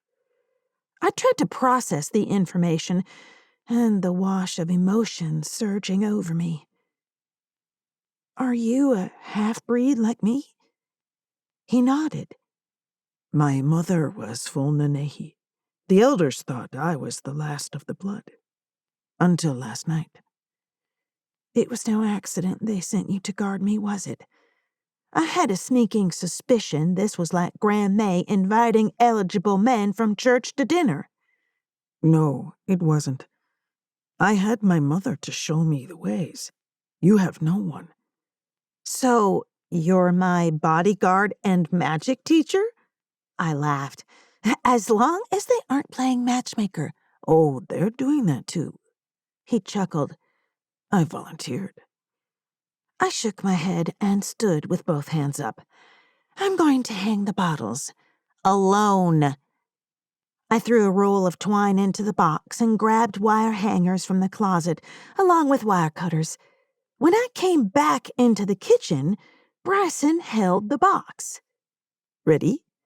I don't need help. I can do it myself. Are you forgetting someone shot you in the yard? You aren't going out there until I have a chance to check the fields.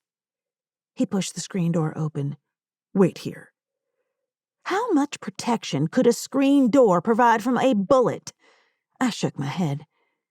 Bryson set the box on the ground and pulled his t-shirt over his head. He kicked his boots off and dropped his jeans. I would have enjoyed the view more if he weren't so annoying.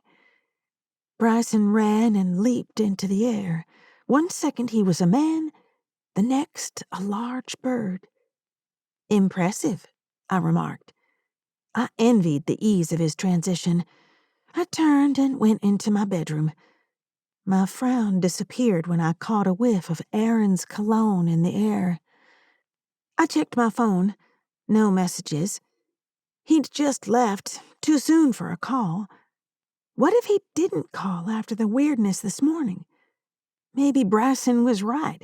Bringing in an outsider would only complicate matters. Would the elders kill Aaron if he knew the truth? Better question, would Aaron believe me if I told him? The screen door opened and Bryson walked in, naked. Are you coming? I covered my eyes and turned my head. Yes, but put some clothes on. I'm going to shift again in a minute. Easier to fly with the twine than haul a ladder or toss it up. Fine, then shift. We don't know each other well enough to be walking around naked. Whatever you say, Miss Naked in the middle of the fire. I pushed past him and walked out the door. He shifted and landed in the tree. I ignored him and sat in the grass, wrapping a piece of wire around the neck of a bottle. Once I had the bottles wired, I cut long pieces of twine. Bryson flew down and watched me. I knew it was Bryson, yet I felt silly talking to a bird. Can you knot it around a branch? Bryson dipped his beak and flew into the tree with a piece of twine. He cawed, and I fastened a bottle to the hanging twine. He hopped down and took a second piece of twine, returning to the same branch. No, do a different branch. I shook my head. Now you're too high. I can't reach to tie it off. Bryson screeched, and it sounded way too close to annoyance. After a few attempts, we found a rhythm. The entire project took less than an hour. I admired our handiwork. Looks good. He flew down and landed beside my feet, chirping. What? He flew in a circle above my head, landed, and nudged my leg. You want me to fly with you? I hoped against hope that no one was watching the strange conversation. Turn around. Bryson turned his back. I entertained the idea of kicking him while I had the advantage of height and weight, but thought better of it. In human form, he outweighed me by 100 pounds. I stripped down, focused, and managed to change forms. Even after I'd fully changed, I was disoriented. The hawk nudged me until I shook out my wings and took flight. Bryson blew past me, creating a change in the air current.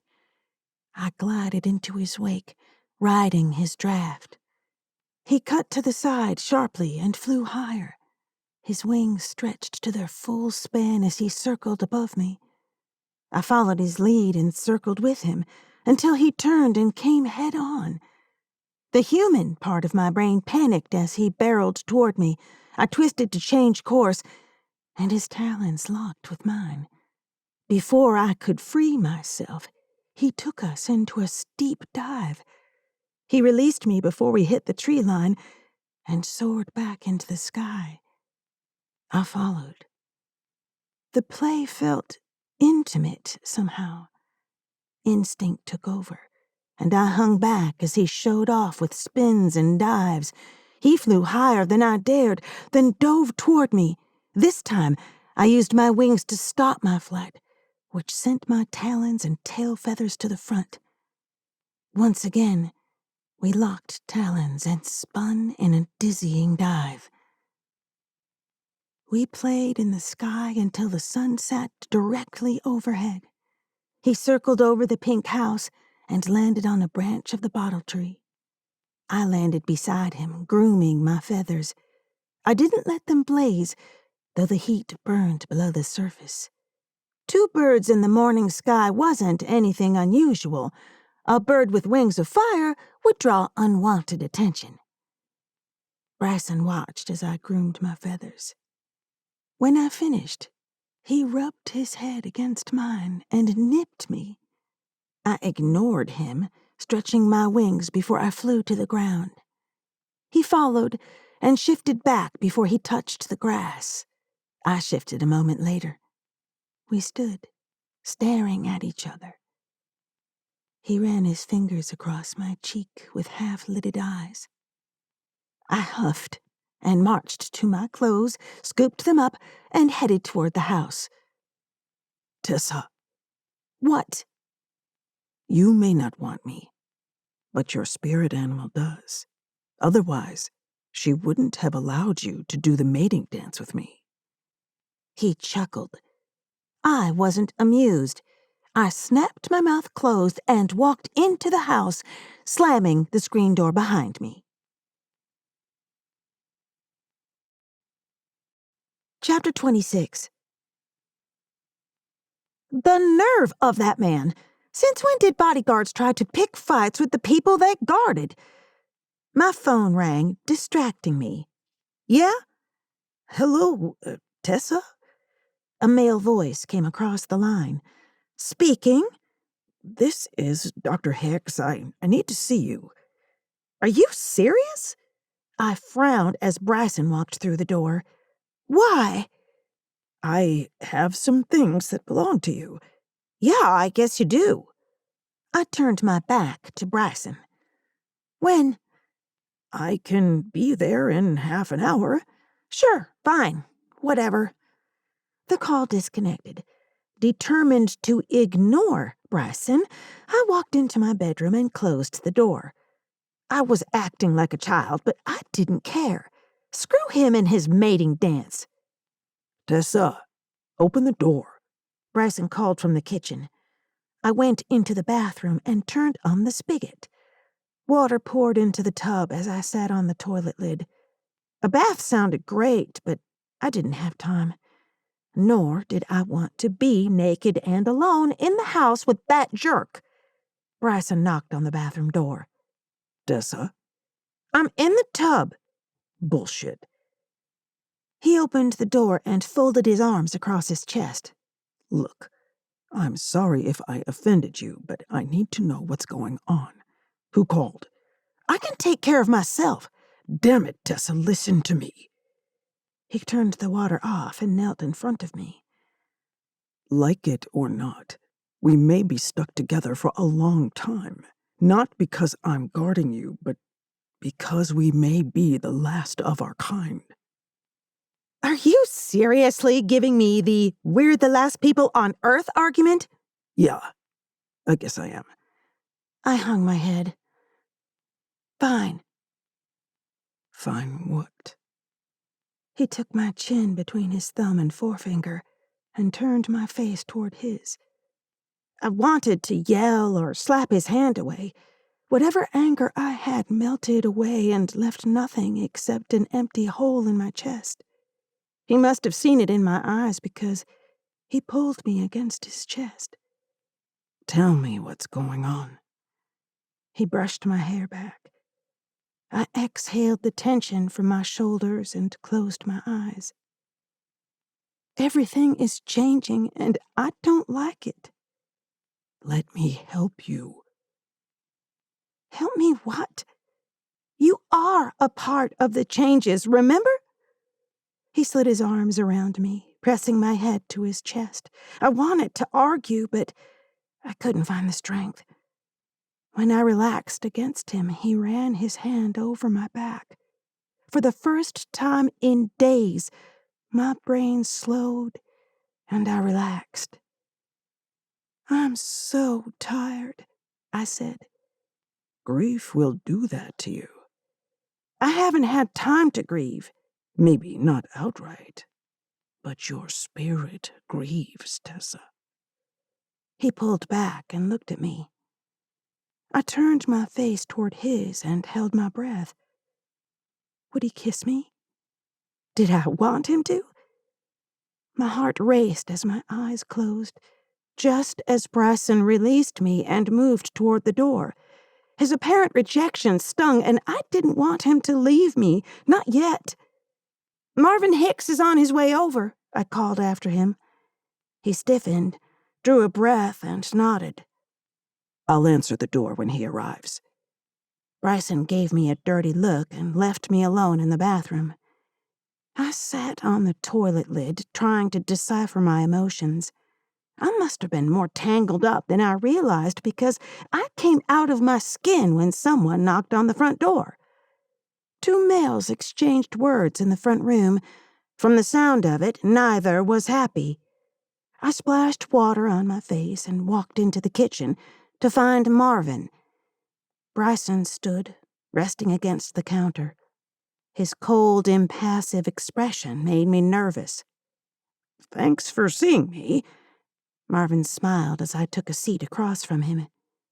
Do you have Charlie's book? Marvin nodded and reached down into his case.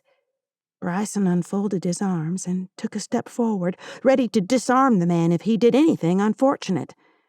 Marvin's eyes went wide as he pulled the book from the case and set it on the table. I didn't know you and Bryson were friends. I handed the book to Bryson, ignoring Marvin's question. You can go now. Tessa, we need to talk. He pulled my amulet over his head and set it on the table. Where did you get that? I snatched it up and handed it to Bryson. I found it in the yard after you shifted. I hoped it would protect me. It did for a while, but stopped. He glanced between me and Bryson. Protect you from what? Yourself? I sat back. I'm in serious trouble. I owe a debt to a conjurer. If it isn't paid, he'll kill me. Dr. Hicks ran his hand through his hair. I was hoping I could use the book to find a way to break the deal, but I can't read the pages. Is that why you're here? Bryson moved closer to the table. His energy ratcheted up several notches. Yes, and to explain. He swallowed hard. I didn't know you were Nunahi until I read Charlie's letter, though I'm not surprised. I didn't care what he had to say. I'd liked this guy, trusted him, and he betrayed me. What deal did you make? He frowned and shook his head. It was made a long time ago. Does this have anything to do with a guy in a white cowboy hat trimmed in wolf fur? I knew the answer before he spoke. I could see the fear in his eyes and feel the emotions rolling off him. How? He shifted in his chair. Did you have a vision? No, he visited me in the hospital. Did he kill Charlie? Bryson set his hand on my shoulder. Maybe. I don't know for sure. Marvin glanced over my shoulder to Bryson. Yes, he is responsible for Charlie's death. I breathed deeply to control my emotions. Why? He wanted to take his power and gain influence over the tribe. Marvin's eyes darted around the kitchen. He thought Charlie's power would flow to him when he died, but the spell didn't work. The power went someplace else. I eased my chair back. Wouldn't the power die with him? Unless someone was able to steal it, or if Charlie had an heir. Marvin met my eyes. I didn't know you were his granddaughter. As soon as I found out, I tried to break the deal. Bryson asked, "What deal?" I agreed to get the spell book in exchange for a position among the elders, Charlie's position. I stood. You sold my grandfather's life in exchange for power? Marvin glanced around the room again. No, you don't understand. My wife was dying. I went to Charlie to help her, and he refused. I had no choice. What do you want? Bryson tucked me behind him. I want her to break the hold the conjurer has on me. Marvin tried to see around Bryson. When he finds me, he'll kill me. Because you returned the book? I tried to step from behind Bryson, but he held me in place. I'll break the bond. For a price. Bryson reached behind him and pressed his hand to my side. The message was clear. Stay behind him, out of sight. Anything. Name it. Marvin's chair scratched across the floor as if he was going to rise. Bryson shook his head and Marvin stilled. Marvin tried to crane his neck to me. The longer I was out of his view, the more agitated he became. He fidgeted, and the chair scraped against the floor again. I pressed closer to Bryson and held as still as I could. Tell me his true name, his spirit name, Bryson commanded. Marvin made a strange noise, and I peeked at him. Bryson tightened his grip on me. Marvin pounded on the table and laughed. The sound that came from his mouth wasn't his voice. Outside. Now. Bryson edged me toward the hall. I grabbed Charlie's book and held it tightly against my chest. I want to see the girl. Marvin's voice sent a chill down my spine. As soon as Bryson stepped in front of the hall, I turned and ran into May's bedroom. I locked the door and pulled a pistol from under my great-grandmother's pillow. I put my back against the wall and listened. Sounds of a struggle drifted down the hall. I would put my money on Bryson winning the fight. Marvin cried out in pain in his own voice, not the strange one from moments before. The front door creaked on its hinges, followed by the screen door smacking against the side of the house. The doors slammed shut. I sank into a crouch below the window. Time passed and everything remained quiet. I held my position and waited for Bryson. I needed to know what had happened before I dared leave the room. A flash of headlights shone through the window, and a car moved up the drive, bottoming out a few times. Tires squealed, and the front door opened again. Bryson called out, Tessa! Yeah? I lowered the gun. Are you armed? His voice sounded strange, but I couldn't tell if pain or something else was the cause. Yeah? Good girl. I'm going to take a bath and use some of those pretty little soaps of yours. You need to stay put until I tell you to come out. Understand? Yes. I didn't need to understand to do as I was told. If I do anything unusual, shoot me. The spigot came on and water poured into the tub. Bryson? What is going on? I quieted and listened. He didn't reply. A few minutes passed. I sat on the floor and removed the rubber bands from Charlie's book, said a small prayer, and flipped through the pages. Most of the spells had to do with healings, but one drew my attention. Sending one on its way. Cryptic, but it sounded right. Then again, it could mean sending someone anywhere. Maybe death? The only reason Bryson would tell me to shoot him was if he lost control of his body. Marvin had channeled something or someone. If the conjurer were in Bryson. I read the lines to myself until I knew the simple rhyme. I tiptoed down the hall with the spell book in one hand and the gun in the other. Rose-scented steam poured from the bathroom as I opened the door. In my panic, I nearly dropped the book. The rhyme flowed through my memory and out of my mouth. Someone has to move. They have to go. They will go in the dark. They will hide in the day. I send someone away, back to where they were. Through paths not walked, with eyes not seeing. I send someone away. This is written. This will be. I repeated the spell 3 times. Bryson's sigh drew my attention. He wore nothing except a grin in the milky water. Do you have any idea what you just did? My fingers tensed around the gun. No?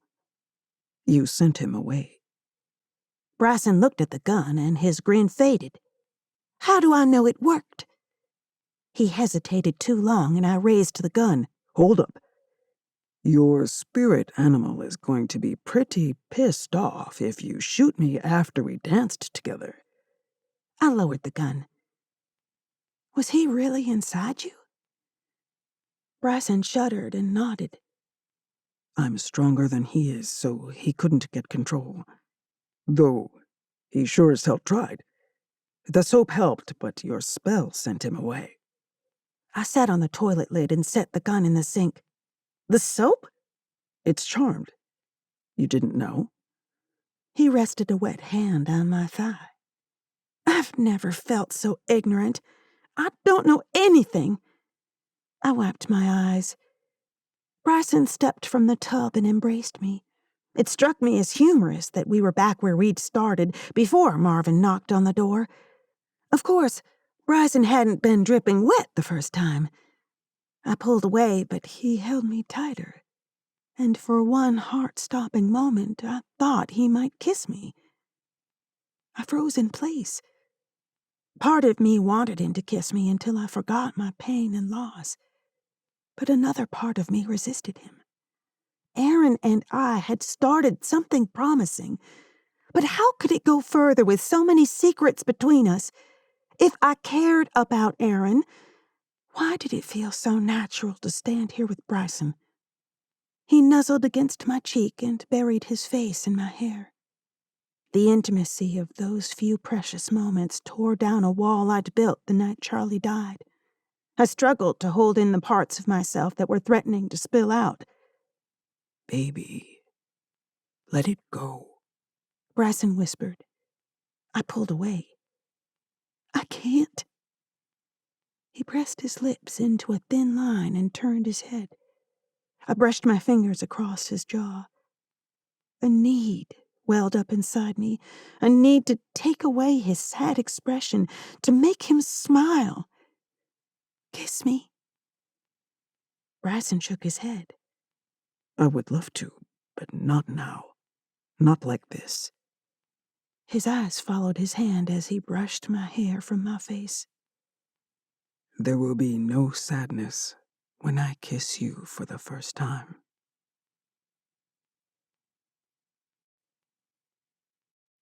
Chapter 27. Tessa, are you decent? Bryson knocked and turned the knob. He slipped inside, hurrying to the bathroom. I burrowed deeper into layers of quilts, unwilling to move from my cocoon. Living with a man, even on a temporary basis, had its share of strange moments. Could he pee any louder? I had a hard time sleeping the night before. My brain refused to turn off. When I managed to fall asleep, I woke with nightmares. Good morning, sunshine. Bryson plopped down beside me. God, please tell me you're not a morning person. I peeked out from under the pillow, and he smiled. I groaned and covered my head. May called and said they're coming home. They'll be here soon. You might want to get out of bed and get some coffee in you. He pulled the pillow from my head. What? It's not safe. May sounded resolute. Bryson shrugged. It sounded like you had a rough night. Want to talk about it? I grabbed for the pillow. Which part? Do you mean the part where some mystic bad guy tried to possess you, or the part when you sent me to bed like a child? I didn't send you to bed. Bryson chuckled. Whatever. Tessa, My cell phone rang. Hi, Aaron.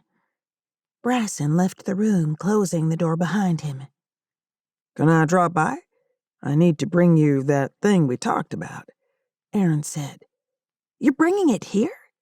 I thought it best to do it there in case you freak out again. Yep, I'm here. Come on over. I frowned at the phone. Aaron was all business. No niceties, just the facts, ma'am. I missed straightforward, uncomplicated men. I'd never emotionally invested myself in a relationship before. I never saw the need. Or perhaps I'd never met someone worth the trouble. Aaron, and now Bryson, presented a danger because I reacted to them on an emotional level. But they were worth it. Aaron knocked on the door before I finished my first cup of coffee. I'd managed to French braid my hair and throw on a pair of cutoffs and an old Soundgarden t-shirt. Anything more would have to wait until I had caffeinated. He smiled when I opened the door. Oh, no. Not another morning person. Coffee? I turned to refill my cup. No thanks.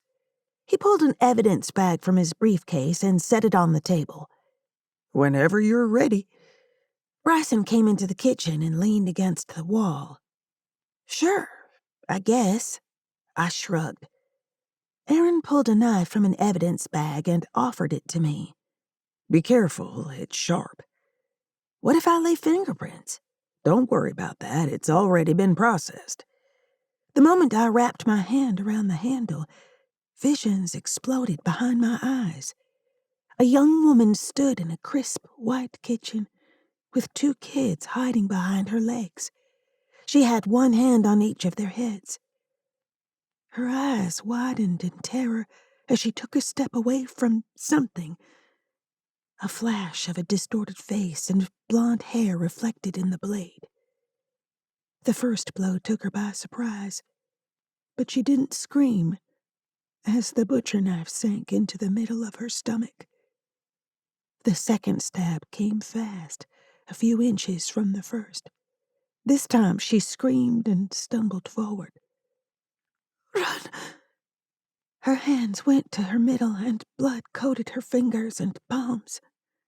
Lily, run! Desperation filled her. The children didn't understand. They were too young, so young that they clung to their mother as she was stabbed 17 more times. They held to her arms as she lay dead on the floor. The little boy wailed the way toddlers do, mouth wide open, face wet with tears and drool. The girl hadn't shed any tears. She only whimpered and begged her mother to get up. The assailant changed the angle of the knife and hit the screaming boy between the eyes with the blunt end of the handle. He stopped crying. The intruder set the bloody knife on the countertop. The vision went white, but someone shook a trash bag. I dropped the knife on the table and backed away. You have the wrong guy. It wasn't the dad. What did you see? Aaron set his hand over mine. Tessa, what did you see? She was stabbed in the stomach and chest 20 times, give or take. She was wearing an orange tank top and running shorts. Her glasses broke when she fell. I went to the sink to wash my hands. I couldn't stop shaking any more than I could stop the tears from rolling down my face. The father didn't do it. Aaron wrapped his arms around me. Did you see the kids? Yes. They saw their mother being murdered. He hit the boy with the butt of the knife. I think he was still alive. They were both alive. I heard the rustle of a trash bag and couldn't see anything else. Did you see the killer? I curled against him. I saw blonde hair. I couldn't make out the face. It was quick. Aaron pulled away. Can you try again? I mean, touch the knife and see if you can get anything else. Bryson said, No. At the same time, I said, yes. I have to try. I placed my index finger on the flat side of the blade and closed my eyes, focusing on the feel of the metal. Nothing. Aaron nodded and kissed my cheek. I have an idea, but I'll have to bring Samuels in on this. He's not my biggest fan, but sure, I guess. I wrapped my hands around my coffee mug, soaking in the warmth. You said you didn't want to explain your psychosis to anyone. I choked on my coffee. It's not psychosis, it's psychic abilities. I've had a rough go of it, but I haven't descended into psychotic episodes yet. Yeah, right. Sorry. He ran his hand over the back of his neck. Dark circles shadowed his eyes. I wasn't the only one who hadn't had much sleep. If I can arrange it, would you be willing to go to the house where the murder happened? Bryson made a sound somewhere between a grunt and a groan. I ignored him. Yes, but I can't promise it will work. Aaron stood. I need a couple of hours sleep, and then I'll see what I can work out. Can I call you later? Sure. I walked him to the door. The two men shared a silent nod, and Aaron left. I turned and gave Bryson a hard look. I have to help. I know. He frowned. Let's go get some food. I have a craving for a greasy burger. Do you know Chet's Diner?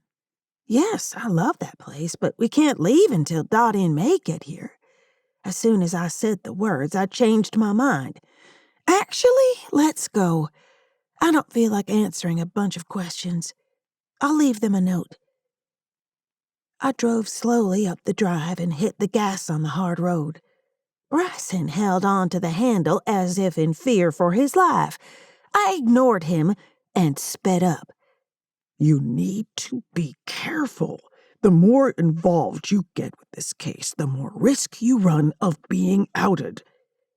He gritted his teeth. Does my driving scare you? I chuckled when he squinted his eyes. I know the risks. I could lose my new job or even my license, but I'm not sure the board has rules against psychic powers. It's common for police departments to hire psychologists to do profiling and evaluations. You need to lie low until we're sure Marvin's conjurer is taken care of.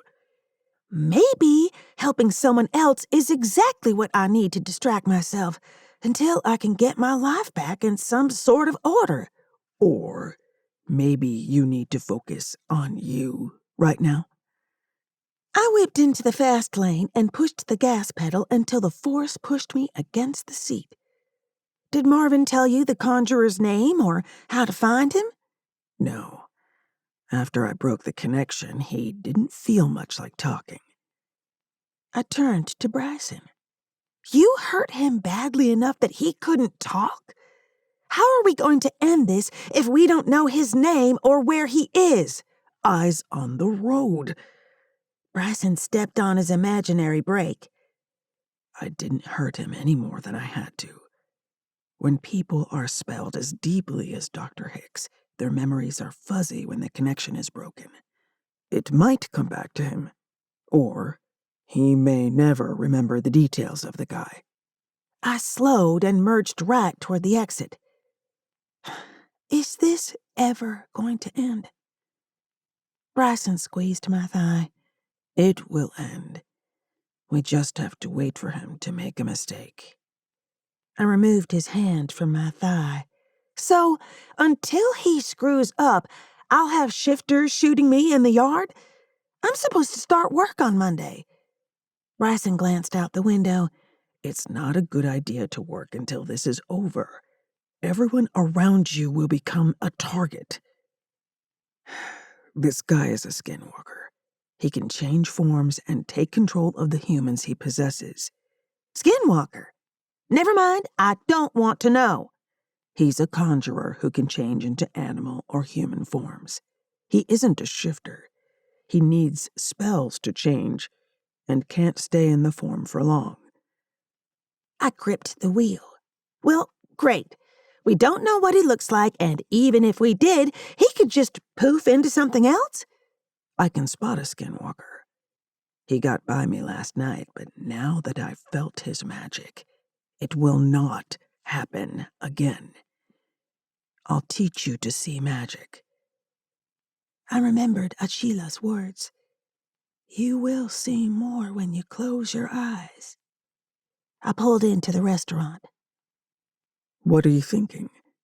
Nothing. Let's go. Chapter 28.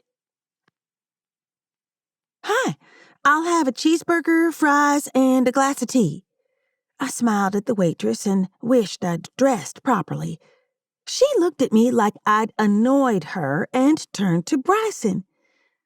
What'll you have, handsome? I'll have the same as her. Is Scarlett working today? Yeah, she's in the back. Want me to get her for you? Please. The waitress winked and walked away. I leaned across the table. Who's Scarlett? An old friend. She might be able to lend some assistance. Bryson stood when an elderly woman approached the table. He motioned for her to sit. Scarlett, this is Tessa. Tessa, Scarlett. Nice to meet you. I offered my hand. Scarlett slid into the booth and shook my hand. The moment our skin touched, I felt her power wash over me. She shook her head. Nice to meet you, too. I heard about Charlie. Such a shame. He was a good man. I pulled my hand away. Have we met? No, child. How did you... You and I, we have some things in common. She watched my reaction. You read me? Bryson wrapped his arm around her shoulder. Scarlett is a seer. She can read anyone she touches. Oh, wow. That must make life interesting. I sat back in my chair. I can read anyone. Doesn't mean I do. You knew Charlie? Everyone knew Charlie. She chuckled and turned to Bryson. How can I help? Tessa is able to read objects. I thought you might be able to give her some pointers. Scarlett pursed her lips as she nodded.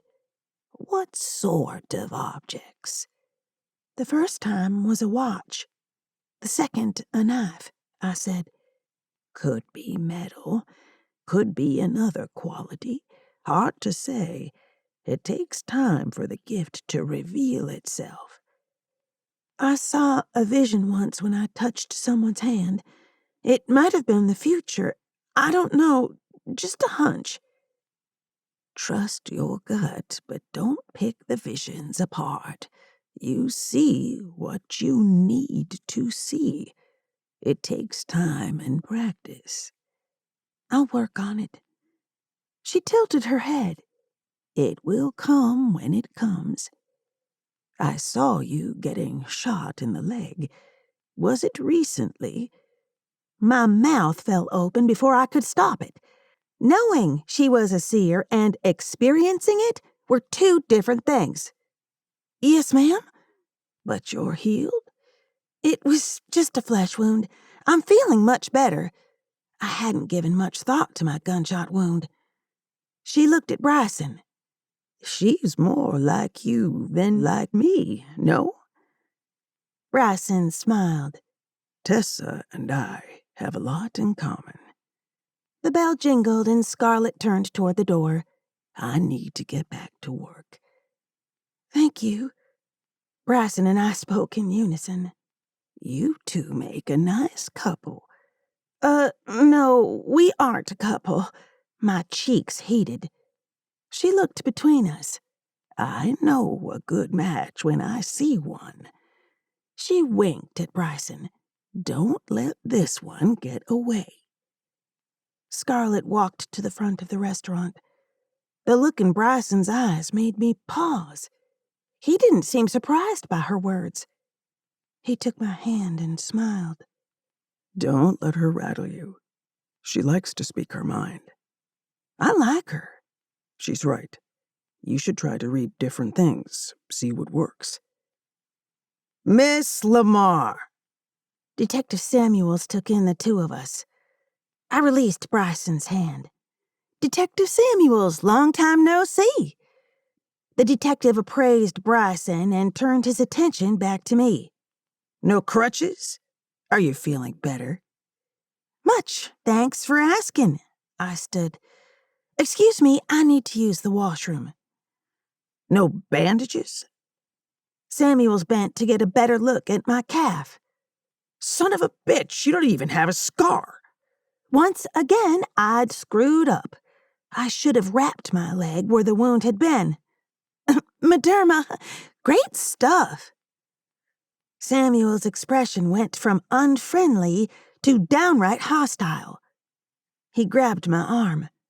I don't know what games you're playing, but leave Aaron out of them. Bryson tensed beside me, and I felt his energy change. I pulled my arm away from Samuel's. I'm not playing games. The hell you aren't. I know he slept at your place the other night, and here you are with him. He hitched his thumb at Bryson. Then he comes in saying something about a murder weapon and a mystery informant and suggests we take you to the murder scene. 2 deaths, 6, if you count the carnage beside your family's property. This is beyond coincidence. Let's go. Bryson stood beside me. But we haven't had lunch. No, you two stay. I've lost my appetite. Samuels turned and left. I returned to my chair and rested my head on the table. Didn't you need to go to the ladies' room? His voice softened, though he still oozed anger. Not really. I just wanted him to leave me alone. He didn't hurt me. It's not that. Bryson glanced over his shoulder. Then what is it?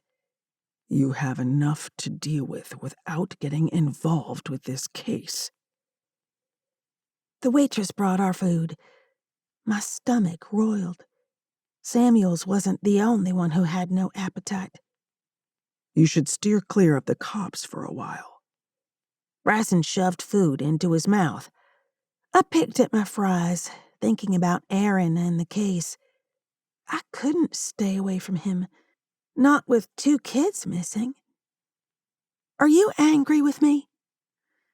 He shook his head. He had no right to put his hands on you. Who? Aaron didn't. I mean, we didn't have sex. Bryson turned his head and stared until I wanted to crawl out of my skin. I meant Samuels. He shouldn't have grabbed your arm. But thanks for the information. Sorry, I was trying to figure out how to explain this to Aaron. Explain what? His partner ran into us and jumped to the wrong conclusions? That, and why people around me keep dying. You shouldn't try to explain. It only makes you look guilty. I know, but he has to be thinking the same thing as Samuels. This is why You shouldn't involve outsiders. How will you explain the parade of folks coming for your help once you officially become a shaman?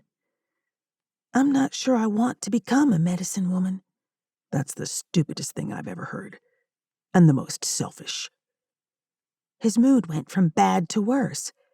I had a life before all this happened, a life I want to get back to. Why don't you take the position? You don't think I have a life to return to? I frowned and bowed my head. I'd never considered that Bryson might have something else to do. I knew nothing about him, other than the fact that his spirit animal was a hawk, he was a half-breed, and he was a serious pain in the butt. Of course you do, but you're better suited for it than I am. I don't know anything about magic. That's bullshit, Tessa. Stop making excuses and feeling sorry for yourself. Is that what I'm doing? Feeling sorry for myself? Don't I have the right to? I said, you don't know me or what I'm thinking. Bryson leaned closer and whispered, I know you're more concerned about what Aaron thinks than the legacy your grandfather left you. I know you would have used me last night to keep from being alone with your pain. I know you have a huge heart, and you're a spoiled brat. I took some time to let his words sink in. Other people had called me a brat, but this time it stung. You really think I care more about Aaron than I do about my family? No. I think you have your head up your ass, and you're using him as a distraction to avoid dealing with other issues. Bryson turned and motioned to the waitress. We need our check. I thought of a few things I'd like to say to Bryson, none of which were nice. May always said if you didn't have anything nice to say, keep your mouth shut. But darn it, I wanted to lay into him. My phone buzzed, startling me. Hi, Graham. Hi, honey, we're home. Where are you? Was May angry or worried? Bryson and I went out for a little bit. The bottle tree looks really pretty. You did a good job. Her voice softened. Bryson and I did it. He was a big help. I looked anywhere except at Bryson. I know. He called to check in a few times. He told me you'd finished it. Will you two be home for dinner? Hang on. I pulled the phone away and turned to Bryson. Will we be home for dinner? He nodded. Yes, ma'am, but we won't be staying tonight. Oh? I have a sleeper sofa at my apartment. We can't all four share one bathroom, Graham. May laughed. We're having chicken fried steak, mashed potatoes, and green beans. I have a hankering for some strawberry pie. Sounds good. Do you need us to pick up anything at the store? No, darling, but thank you. Love you, Graham. Love you too, Tessa Marie. I put the phone in my purse. You didn't tell me you were calling my great-grandmother. You didn't ask. He led me out of the restaurant. Bryson held his hand out. Keys. What? Give me the keys. I handed him the keys and sat in the passenger seat. He stood outside the car talking on the phone. I tried to listen but couldn't hear him. He'd noticed if I cracked the window to eavesdrop. He slid into the driver's seat and started the car while I scrolled through my email, doing my best to ignore him. Bryson shrugged and put the car in gear. He seemed to know his way around, so I returned to my email. I clicked through the messages without reading them, unable to stop thinking about what he'd said in the diner. My first reaction was anger, but there was some truth to his words. Maybe too much truth. We're staying at your place? His words came out of nowhere, and it took me a minute to figure out what he'd asked. That or we'll get a hotel room. I thought you might not fit on May's couch, and I'm tired of people coming into my room to use the bathroom. It worked great when I was 8, but now, not so much." My attempt at humor fell flat. "I think they'll be safer if I'm not there." Good thinking. "Would you mind taking me to the store? I'd like to pick up some ice cream for dessert." No problem. Tell me where to go." I turned my head to hide my grin. I'd tell him where to go, all right.